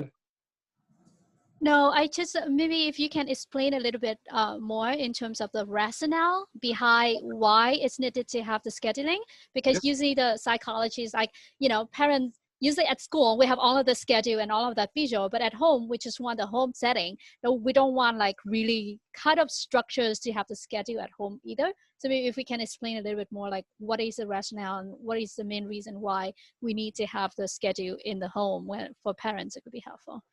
Thì câu hỏi của anh đó là chỉ muốn anh Brian giải thích thêm một cái chút xíu nữa là cái nguyên do chính tại sao mình lại cần thiết kế những cái lịch biểu hoạt động cho gia đình, bởi vì thường tâm lý của phụ huynh mình thì những cái lịch biểu này nó thường xảy ra ở môi trường học là chính, còn trong môi trường gia đình thì mình muốn nó tự nhiên chút xíu chứ nó không có nhất quán phải giống như trường học đó.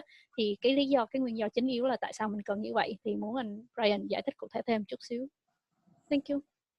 So I can say a little bit for this, Brian. Perfect. Tại cái lý do tụi mình xài cái này, tại hồi mình ở nhà mình kêu con mình ok, hồi mình thức dậy mình hay đánh răng, mình hay ăn, xong rồi mình hay bắt đầu lên Zoom trong mùa hè này.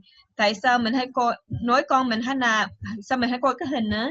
Nếu con của mình coi cái hình nữa thì con của mình không có giận. Tại hồi coi cái hình con của mình sẽ biết ok, cái này là cái chuyện là con hãy làm hôm nay. Nhưng mà nếu mình coi ok, con ăn rồi giờ đi đánh răng đi, ok giờ nằm bài, con của mình chỉ kêu ok mẹ con kêu con làm cái này làm cái kia thôi. Nhưng mà hồi mình có hết cái chuyện này có hình ra, con mình có thể coi ok, nếu con làm 2 cái chuyện này trước xong con được chơi, xong rồi con mình sẽ làm. Tại hồi con của mình thấy cái hình được nó dễ hơn. Xong rồi lâu lâu cũng thể thay đổi cũng được. Tại một ngày này thứ 2, thứ 5 con mình hãy làm bài cho Zoom cho school. Nhưng mà hôm nay thứ 7 con mình có thể thấy thức dậy hôm nay mình được coi TV, mình được chơi. Hoặc con của mình thấy cái hình ra trước thì con của mình sẽ không có bị hồi hộp. Con của mình sẽ biết cái gì sẽ làm sao, cái gì nó dễ hơn. Không có surprise á. ví dụ nó bây giờ con mình thích cái schedule. So I was saying that when you do the schedule, they know what to expect. So that's what I'm basically explaining. So they know that, okay, I see I have 2 chores before I can play. So when they see the expectations, it basically reduces behaviors because they know what to like, what the expectations of it. When they get to play, the pictures. Yeah. Yeah, very good. That's I think because school is so different from home, we the expectations at home I think are more so than at school. It also helps us to remember to reinforce the behaviors, to provide praise, to slow the tasks down. Some of these things are very difficult for a child or a child with autism, and we might be teaching it in a manner that's too much, too overwhelming. And the schedule, like Anna said, helps to break it down to make it more easier for the child. The expectation is clearer. Cái môi trường nhà thì khác ở trường. Nếu mà mình có thời gian biểu cụ thể thì các con sẽ biết được là cái việc mà mong đợi hàng ngày nó xảy ra như thế nào. Mình có thể chia nhỏ để cho các con có thể làm, và từ đó thì cái khả năng học của con nó sẽ tốt hơn. So here are some examples of these schedules. So again, this is based on your child. If your child would do better with just 2 activities, you can use this, a first and a then. First we have work, and then we have video game. First we have brush our teeth, then we have breakfast. So this is for a child who maybe 2 activities is enough for them. A larger schedule might be too much. So this is just one for a first and then a then, 2 activities. Cái trường hợp này thì sẽ có 2 cái hành động thôi. Nếu mà nhiều cái thời gian biểu, lịch biểu mà hoạt động nhiều hơn thì có thể nhiều quá cho con.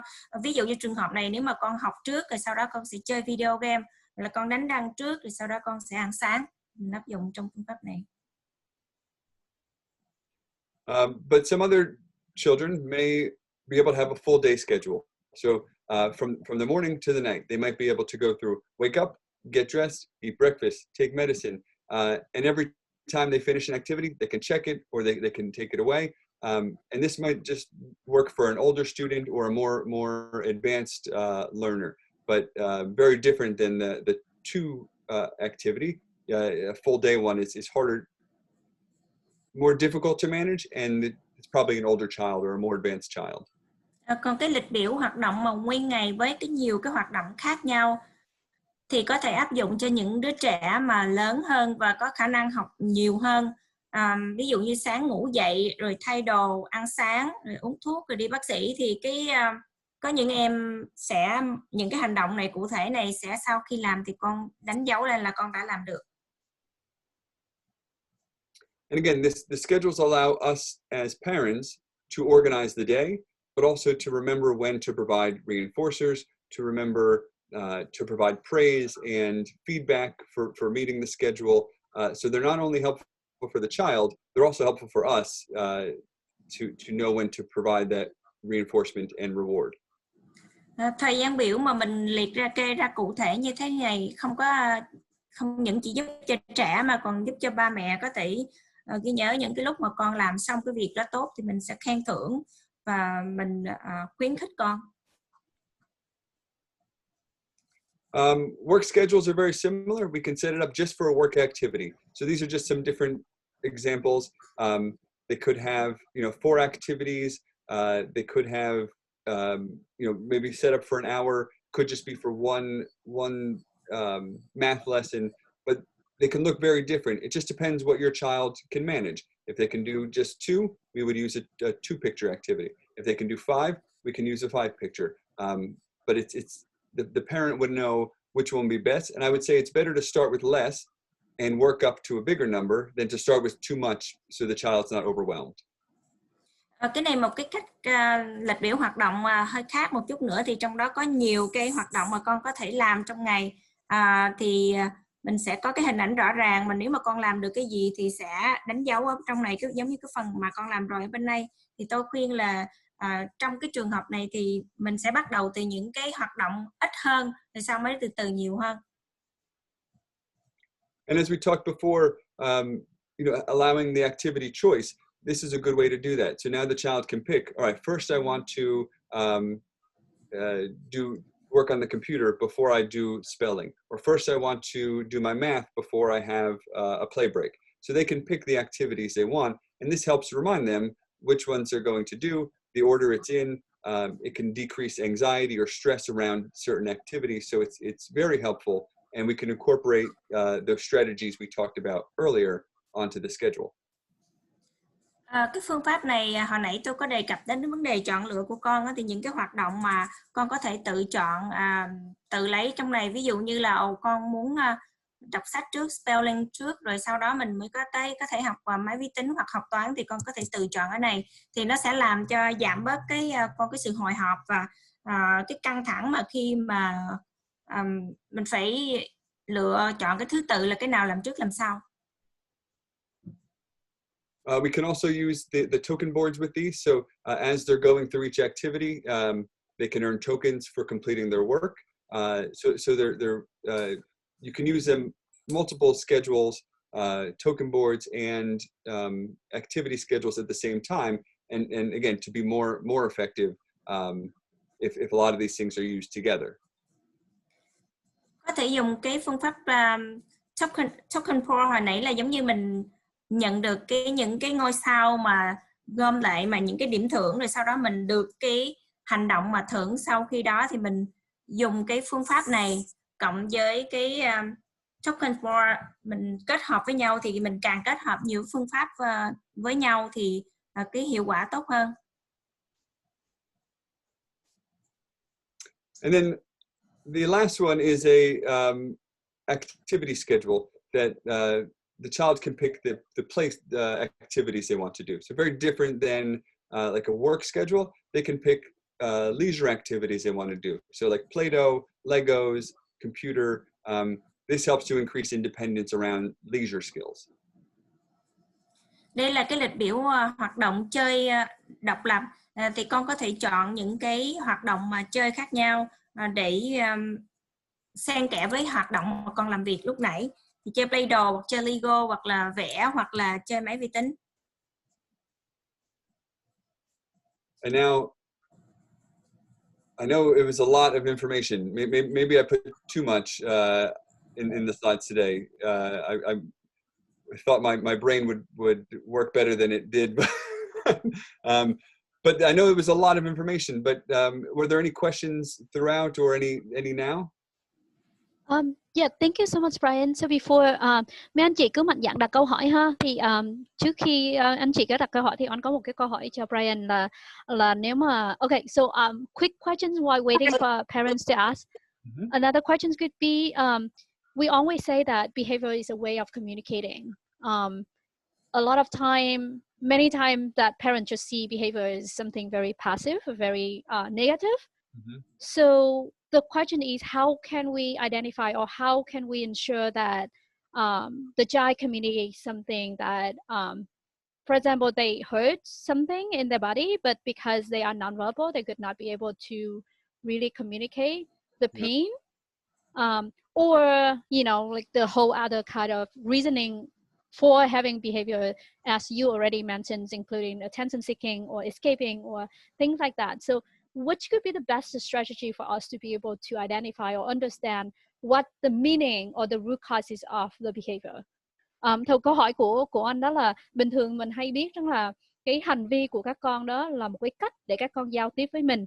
Nó có thể là các con bị đau, nhưng mà vì các con không có đủ cái ngôn ngữ để các con có thể cho mình biết được là con bị đau. Thì cái câu hỏi là có những cái chiến thuật hoặc là những cái cách nào đó để có thể mình hiểu ra được là những cái hành vi của các con nó có thể là nó có cái ý nghĩa cụ thể như thế nào để mình có thể tìm ra cái phương án giải quyết cho các con. So that is a very good question, and that question gets to the root of behavior analysis. Why do people do what they do? And we have to know why they're doing what they're doing if we want to be effective with an intervention. I'll have more to say, but we'll start there.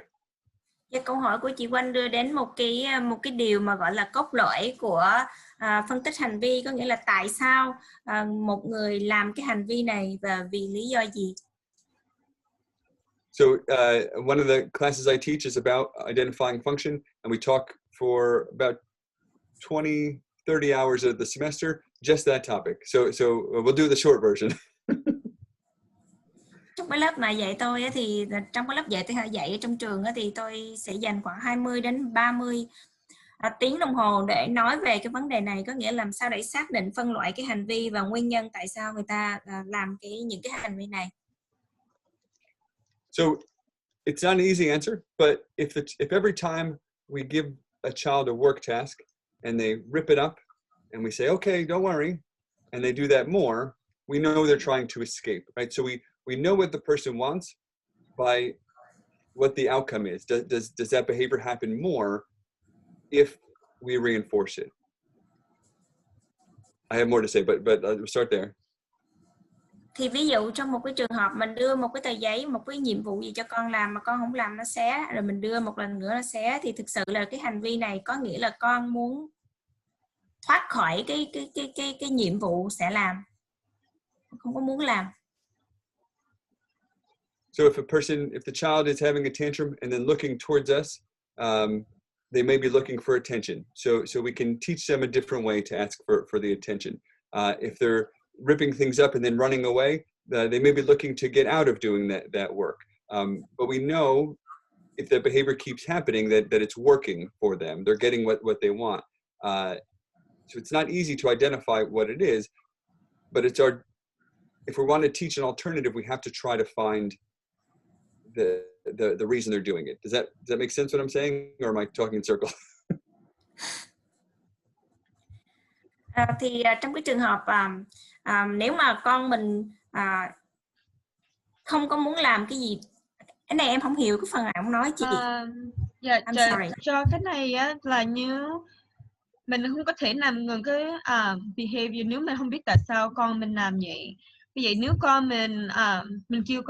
mình kêu làm bài mà con mình xé cái bài lên á, xong rồi chạy đi, cái đó tại con cái mình muốn không có muốn làm nữa.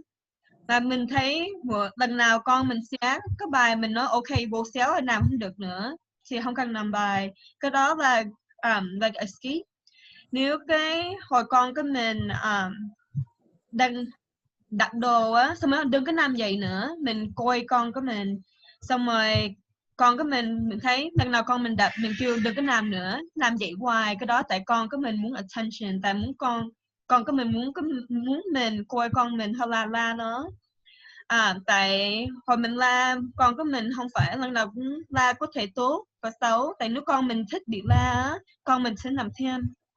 Bởi vì nếu mình biết con của mình bắt đầu la, mà mình la con mình, hồi con của mình bắt đầu la Giao nhiều á, mà mình kêu con mình đừng có làm vậy, mà lần nào làm vậy không, mà con của mình cũng có ngừng và làm thêm, tại cái đó behavior nó bị thêm, tại con của mình thích cái attention. Giúp cái này nhiều nhất thì hồi mình không biết tại sao con của mình làm cái chuyện này á, mình viết xuống cái behavior là cái antecedent là cái gì làm trước khi con của mình là trước khi con xé cái bài như kia, xong rồi mình làm cái gì sao, mình có la con mình không, con của mình có cần ăn không, con của mình có cần làm bài không. Nếu mình viết xuống á, lâu lâu mình có thể cho các cô giáo mình coi sao, xong rồi cái tại con của mình sẽ có một cái notes ở trường á, mình viết xuống xong rồi cho cô giáo coi. Said something that they can do is even write down the notes about like what happened before the behavior, what was the behavior, what happened after, and maybe the behavior analysis at the school can see it, because it's hard for a parent to basically tell what's going on. But if they're writing down the notes, maybe someone can analyze it. Yeah, very good point. With like I said, behavior is communication. It's very true, and if we set up the environment so the person has a communication board, so if they use an iPad to communicate, or they use a picture book to communicate, making sure that the person has that with them. So if we think that they're in pain, or they think that they they want to have a drink or food, or they don't want to do it, having a way for them to communicate, even if it's just a yes or a no, right? Do you want food? No. Yes. Do you want TV? Yes or no. So if they don't have a vocal communication, having some way for them to communicate, and the school should likely be working, a speech pathologist or the clinician at school should have something set up for them. So while it's tough for us to say exactly why those behaviors are happening, keeping the communication available is very helpful, and the school should be able to help with that. Trong trường hợp đấy, những cái trẻ mình non-verbal không có nói được thì mình cố gắng làm sao cung cấp những cái cách nào mà con có thể giao tiếp với mình để mình hiểu được là con đang đau, con đang đói bụng, con có cần thức ăn hay không. Thường hoặc là ít nhất là con có thể có những cái iPad mà có thể dụng cụ hỗ trợ nói hoặc là hình ảnh thì ít nhất là con có thể nói yes hoặc no. Thì thường ở trong trường có những người dạy nói hoặc là trong thầy cô trong trường có những công cụ mà giúp con giao tiếp, thì phụ huynh có thể tìm hiểu thêm trong trường có những cái công cụ này để mà mình hiểu được con mình muốn gì, cần gì. Okay, I'm going to jump in here, Brian, and everybody. When you set up, let's just say, a schedule with picture schedule, maybe you can roll back to that slide. Yeah, right here. Oh, no, go forward 2, please. Okay, so you have 12 squares, right? And at the end of each of these, you would put an equal sign. So let's just say you wake up, you get dressed, you eat your breakfast, you take your medicine, equal 10 stars. And if those 10 stars will then be traded in for the number of minutes that you can be watching TV, or you can be on the iPad, or any of these activities that is that's not done properly or not done, then you will subtract. That might be a little bit more, I would say, easier for a child to say, okay, well, I didn't do that one, so I guess I will have 1 minute less or 5 minutes less or whatever it is. So to me, that would tie the activities to the reward and consequences, if you will. Do you want to translate that and then we can...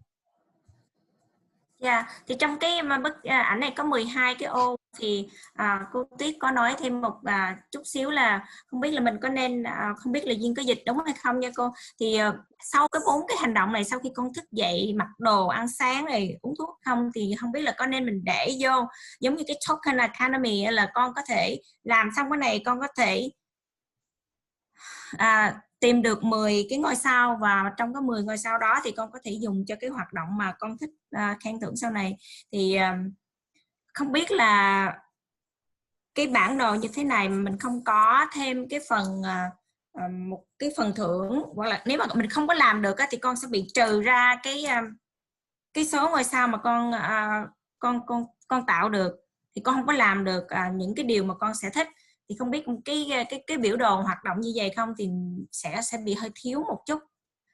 Nhưng không biết có phải dịch đúng cái lời cô Tiết không ạ? Chị Quanh có thể bổ sung, xin lỗi. Yeah, no, that's good. Yeah, nói chung là cái hình ảnh theo chị Tuyết là muốn giới thiệu rằng là bởi vì cái token nó có thể giúp cho trẻ thấy được rằng là sau một hoạt động như vậy thì con được thưởng đó. Thì cái đề xuất là như vậy có thể dễ dàng hơn. Thì muốn hỏi Brian giải thích cụ thể xem là cái ý kiến của Brian như thế nào. Yeah, so that was the way it was described was kind of a combination. I think I heard you saying like token economies and the schedules, kind of a combination of the two, and that perfectly acceptable. The token economy is like for completing these tasks, you earn these items, 10 minutes on the computer. The schedules can be used in isolation, so just a schedule to remind activities, or set up very similar to the tokens. And this can be, for example, 1 token for brushing teeth, 1 token for putting on clothes, 1 token for going to the doctor. So they're definitely versatile and you can use together. And I think I heard you say token boards with that. So they can be used in combination, which is a very, very good point. Câu trả lời cho cô Tiết thì thực sự là nếu mà mình dùng hai cái phương pháp này, token điểm thưởng với lại cái lịch gian biểu mà những cái hoạt động hàng ngày như vậy có thể kết hợp với nhau rất là tốt và sẽ giúp thì sẽ giúp cho các con mình theo dõi những cái hoạt động nào mà con làm được và không làm được sẽ tốt hơn rất là nhiều. And I think sorry, one more point. The major point was to reinforce all those appropriate behaviors, all those good behaviors. So whether you do that at the end of every activity or because they're sitting nicely, throughout all of this, we should be providing lots of praise, lots of reinforcement. The child should be earning what they are looking to earn. So these can be all used together. Antecedent interventions to set up the environment, to token economies, to schedules, and reinforcement occurs across the day as much as possible. We get the most learning that way. Sự kết hợp giữa cái thời gian lịch dân biểu làm việc hàng ngày với lại cái token academy và cái cách mà mình cái cách mình có thể khen thưởng con càng nhiều càng tốt khi mà con kết thúc cái hoạt động nào đó. Chị có thể bổ sung thêm chị Oanh cái khúc này. Không nhớ hết. Thoi có thể nói say something không? Yeah, go ahead. Tại vì I just want to say that the token bowl. So I just say that instead of the star, so find out if your kid like Dragon Den or iPad or something, the toy. So instead do the star. Some kid doesn't want to know the star. They want to know the one they really like. So instead of that, we can take a picture and make it small, little piece, and put it in front of them. This is what they're working for. So after how many, let's say they're gonna have to earn 5 of that, then they're gonna earn the real one. So it's more motivate instead of the star. Some kid doesn't want to scare the star. Mm-hmm. So they like the toy. So we take the picture of that toy and put 5 times. By the time they're gonna earn the real one. So I think that was my thought, but I'm not sure if that okay or thì cái câu hỏi của Hoa, cái chia sẻ của Hoa đó là cái không có nhất thiết là cái token ở đây nó không nhất thiết là phải cái ngôi sao, nhưng mà mình có thể là tìm hiểu xem thử là con mình nó thích những cái hình ảnh gì, những nhân vật gì, hoặc là những thích bất cứ cái gì đó, thì mình sẽ lấy cái đó làm cái token để giúp cho các con nó có cái động lực hơn để nó làm việc theo cái yêu cầu của mình. Thì ví dụ như là con nó thích Dragon Dance là múa lân chẳng hạn, thì mình có thể chụp cái hình của múa lân nhỏ lại, rồi cứ mỗi lần như vậy, chẳng hạn như mình muốn các con làm 5 lần, cái sự kiên nhẫn của các con có thể làm 5 lần chẳng hạn, thì mình cho 5 ngôi sao, 5 cái Dragon Dance mỗi lần làm được cái công việc mình yêu cầu, thì 5 lần như vậy thì các con sẽ được thưởng cái phần thưởng lớn hơn chút xíu. Thì tùy theo cái sở thích của con mình thì mình có thể tạo những cái hình ảnh đó, không nhất thiết là phải cái ngôi sao. Thì lúc trước Brian có giải thích thêm chút xíu nữa, đó là giữa cái token và cái lịch biểu về các hoạt động đó thì có 2 mục tiêu mình có thể sử dụng phối hợp với nhau. Khi mà sử dụng cái token đó là cái giúp cho các con nó thấy được cái mong đợi của mình là cái gì và cái kết quả của con cần có sẽ được thưởng là cái gì. Còn cái hình ảnh nó có thể là mình sử dụng trong một cách là giúp cho các con hình dung ra được là một cái ngày trong một cái buổi sáng chẳng hạn, thì tất cả những cái việc làm các con cần phải làm là cái gì, thì mình có thể sử dụng theo đúng cái mục tiêu đó để các con biết được là những cái mong đợi của con trong cái buổi học sáng đó là cái gì. Thì cái khuyên của Brian đó là mình luôn luôn mình cố gắng làm sao mình khuyên các con hoặc là khen ngợi các con càng nhiều càng tốt, bởi vì càng khen nhiều càng giúp cho các con thấy được những cái việc làm tốt phù hợp của các con đó, thì các con sẽ cải thiện và các con sẽ làm được nhiều hơn. Thì theo kinh nghiệm, mình càng khen các con trong cái ngày, trong cái quá trình, thì cái tiến bộ của con sẽ dễ hơn. Yeah, I think that's, so some people will say only use neutral pictures for the tokens, and others will say you can use whatever. I think if it works, it works. It's fun. Yeah, the tokens we should think of as like money. The money itself, the piece of paper, or it no value, right? It doesn't, but it gets us things we want. The token is the same. The token, it could look nice, it could be motivating, but the token doesn't doesn't mean anything. It's a way to get what you want. So we should think of it kind of like money. So some, cultures have money that's very pretty and pictures, and it's nice. But the money itself has no value. It's what you can get with the money. You can buy food and drink and a car and things. So the token, sometimes it's motivating to have a nice picture. And if it works for your child, we do it all the time. It works well. But some people will say, no, it has to be neutral. But I don't know. If it works, it works. And that's all that matters, right? Dạ, trở lại ý kiến của chị Hoa thì có những cái hình ảnh mà nếu mà làm cho thúc đẩy mà thấy có động lực cho con mình thì mình có thể áp dụng, nhưng mà có nhiều cái ý kiến cho rằng mình dùng những cái hình ảnh mang cái tính không có bình thường, tay không có cần phải có màu mè hoa lá gì nhiều, bởi vì token nó giống như tiền, cái tờ tiền thì bản thân nó không có một ý nghĩa đặc biệt, nhưng mà mỗi dân tộc nó có mỗi cái dạng tiền khác nhau, nhưng mà mục đích là mình lấy tiền để mà mình mua cái gì đó, mua thức ăn hay bất cứ cái gì đó. Dạ. I just see that it's about time too. So I think I have another question from one parent, but wonder if you might stay a little bit, like 5 more minutes, just to see if other parents have any questions, or you think that you would be ending at 8 sharply? No, I'm okay. Okay. My children, I don't hear them yelling yet, so it's okay. Okay. Yeah, because I know the topic is just so complicated. There's maybe a lot of questions. I mean, like this much time we cannot cover everything, but if in case the parents have any question, so one question could be very applicable to many parents here. The question is, how do we redirect aggressive behavior? Thì câu hỏi của một phụ huynh đó là làm thế nào để chúng ta có thể chỉnh sửa những cái hành vi, nếu mà các con có những cái hành vi mà hung hăng đó, thì làm thế nào để chúng ta giúp cho các con có những cái hành vi phù hợp hơn? So there's no perfect answer for this. The first thing to say is, do what you have to do to keep yourself safe and your child safe. So if the child is aggressing, blocking and redirecting back to a table or moving the child away is the first thing. So I don't want to say, every case is different. If your child is 6 feet tall and 200 pounds, aggression is very different than if your child is 4 years old. So just first thing, make sure that you're safe and your child is safe.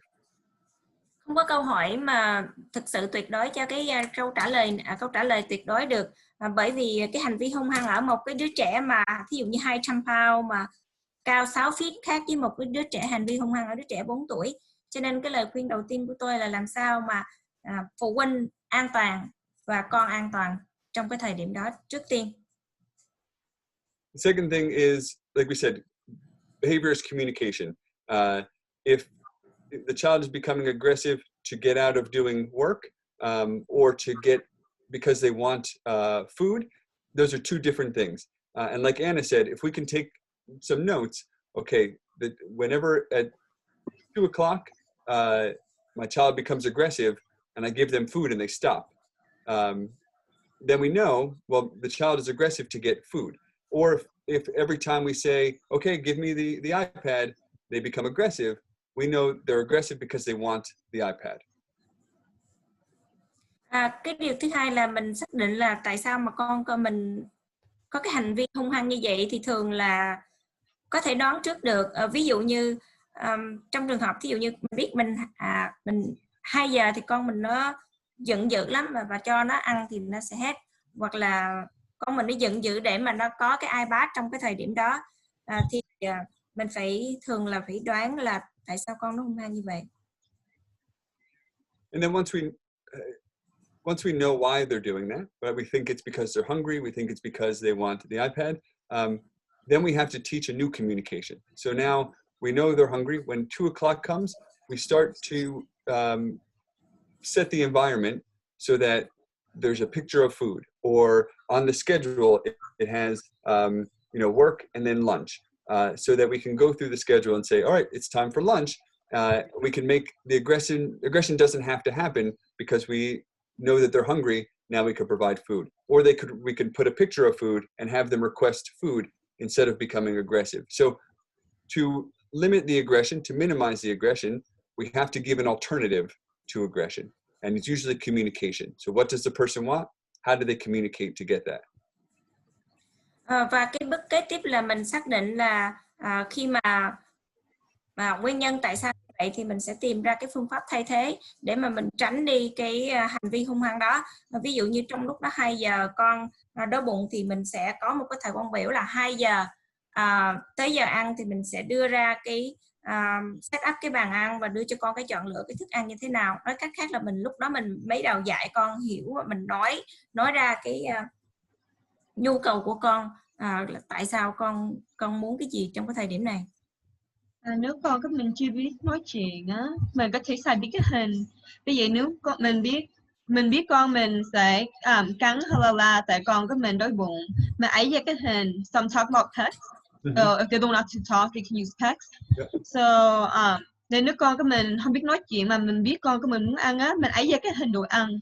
Xong rồi mình bắt đầu trước là ok, nếu con đói bụng ấy cái tay con của mình ra cái hình, xong rồi có con của mình đụng cái hình á, mình cho con của mình ăn để con của mình bắt đầu quen trước. Ok, hồi con đụng cái hình á là con đang nói mẹ, con đang nói ba là con đói bụng.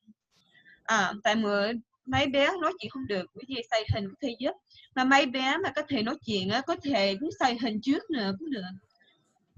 I said just because the client is verbal, you also can use text as a way to start the communication, because it will be easier for them as well. So yeah, like if they're frustrated or if they become agitated, the PECS is helpful to just make it easier for them to communicate. Good point. Thì cũng gần tới giờ rồi đó, cho nên là muốn hỏi thăm thử quý phụ huynh của mình có ai có câu hỏi thắc mắc gì không để anh Brian trả lời ạ. Một câu hỏi cuối cùng ha. Can I have one more, please? In terms of calming a child, there are also some exercises you can teach a child and you can do together with a child. For example, taking deep breaths together.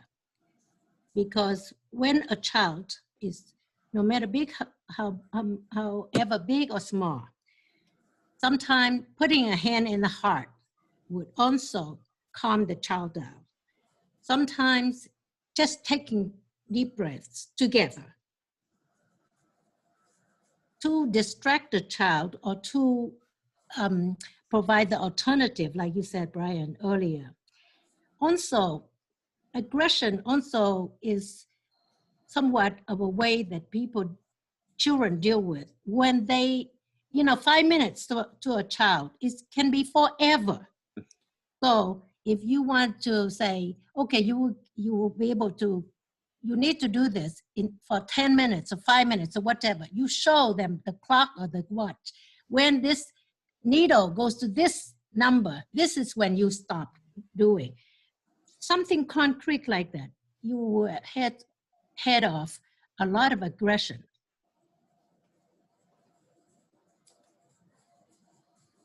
Có những cái điều mà tập nhỏ với nhau mà ba mẹ có thể làm với con mà giống như cô Tuyết đề cập, ví dụ như mình hít thở sâu hoặc là dùng bàn tay để trong trái tim của con á, có thể trong một thời gian 5 phút thì mình canh cái đồng hồ, thì có thể giúp đỡ cho con cắt những cái cơn giận dữ khá là hiệu quả. Yeah, I think the combination of those things. So if like I said, 5 minutes might seem like forever to a child, and that's where the schedule can be helpful too. A timer is helpful to show, it's 5 minutes, it's almost done. You're working very hard, and even the token board, breaking up 5 minutes into 5 1-minute intervals, right? So great job, 1 minute, here's your token. Great job, another minute, here's your token. And then after 5 minutes, now they have what they want. But also, yes, I like the point of helping the person calm, setting up those routines throughout the day, the exercise, the breathing, just ways to keep the person more calm. I think like in COVID, we're all more anxious and more stressed. So it's the same for children these days too, I think, maybe more. Dạ, ông đồng ý với cô Tiết là có khi 5 phút mình sẽ là một cái thời gian rất là dài cho con trẻ, thì mình sẽ kết hợp với nhiều cái khen thưởng và những cái hoạt động mà giúp cho con bình tĩnh suốt ở trong ngày, giữ cái thời gian biểu theo cái thứ tự, mình nhắc nhở, mình khen thưởng, và mình có thể chia nhỏ ra 1 phút, 2 phút khi mà mình có những cái thưởng phạt cho con, thì điều đó mọi thứ đều giúp đỡ hết, đặc biệt là trong thời gian này những cái đứa trẻ rất là cảm thấy hồi hộp và stressful giống như người lớn.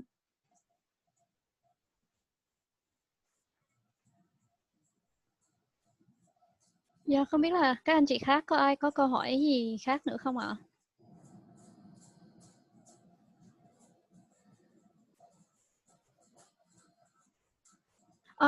Brian, thank you so much for your time and your generosity again. Is it possible if parents digest a lot of information? Because usually I'm going to send parents the PowerPoint after, then they might have more time to read it and understand it more. They may have some more questions. Is it possible if they can email you directly, or maybe email me and then I email you for some of the response? Of course, yeah. This is my email. But if they want to email you and then send to me, that's fine too. I think I put a lot of information here, and maybe I went to, maybe I thought I had more time. So if it was overwhelming, feel free to ask any questions. If there's more topics that parents have questions about, I'd be more than happy in the future to set up, a specific topic, and we can talk more about it too. So any questions, let me know. If there's specific things that we went over that we want more information, I'd be happy to talk some more. It's always nice to chat about these things. Okay, great, thank you. Yeah, thì on có hỏi thăm đó, thì nếu mà anh chị có những cái câu hỏi gì thắc mắc đó, thì sau khi nhận được cái tài liệu anh sẽ gửi cho mọi người đó, thì mọi người có thể xem thêm. Bởi vì những cái thông tin mà Brian cover tối nay rất là nhiều, thì phụ huynh nào mà có câu hỏi thắc mắc đó, thì cái trên mạng đang trên hình đó thì Brian có để cái địa chỉ email của Brian, thì phụ huynh mình có thể gửi email trực tiếp cho Brian để có thêm cái thông tin cần thiết. Còn không thì cứ gửi cho On, rồi On sẽ trao đổi với Brian để có câu trả lời cho quý phụ huynh mình ha. Ngoài ra Brian cũng nói là nếu mà trường hợp phụ huynh mình có cần tìm hiểu thêm một cái đề tài nào chi tiết trong cái lĩnh vực về cái hành vi trong ngày hôm nay đó, thì cứ lên tiếng, thì On sẽ phối hợp với Brian. Brian sẵn sàng sẽ phối hợp với nhóm của mình để quay trở lại cung cấp thêm cái thông tin về cái đề tài này. Thank you so much again, Brian. It's free. It's a lot to digest. It's very crucial. So, I mean, again, during this COVID time, it's not that easy. And I think that coming to the fall, we don't know yet, and a lot of abstracts, and that could be really hard for parents to prepare our kids as well. And that might be something that we should consider, maybe communicate further and see, maybe we can have you back and talk through this again. Of course, yes. This is very nice. I hope it was helpful. If there's any other questions, please feel free to reach out. But thank you for your time as well. Okay. Thank you so much for your time. Hope that your kids do better and you figured out what's wrong with them. Thank you. Yes, me too. All right. Take care and good night. Thanks, everyone. Have a good night. All right. Good night. Bye. Thank you for translating. Good to see you, Anna. All right. Thank you, everyone. Duyên hỏi một câu cho Anna được không ạ? Dạ. Duyên hỏi thử là không biết là chỗ của Brian với Anna có còn nhận bệnh nhân có cần research không, và cái waiting list là bao lâu ạ? Brian, hold on. So Brian, I used to work under Brian at Behavior Health Works, but he left us. So they asked, do you have a waiting list of where you work right now? We do. We're in Foxborough, so it's are most of the families in Boston? Yes, in Boston. So will you accept a patient in Boston? And right now we don't, just because we were moving that direction, but then COVID happened and it was tough to. But we do have the option to do like remote parent training. So we might not be able to provide in-home one-on-one because of COVID, but we could do in-home parent training through insurance. Yeah. Okay. What's your the company name? Kennedy Donovan Center. Oh, okay. KDC.org. but they could email me directly, and I can assist with the insurance as well. I'll just handle it through work. Okay. Thank you. Yeah. Thank you. Yeah, and any question, whatever it might be, insurance, home-based, if I can help, I'll help. If I can't, I'll let you know. Yeah. Thank you. No problem. Have a good night, guys. Thank you so much.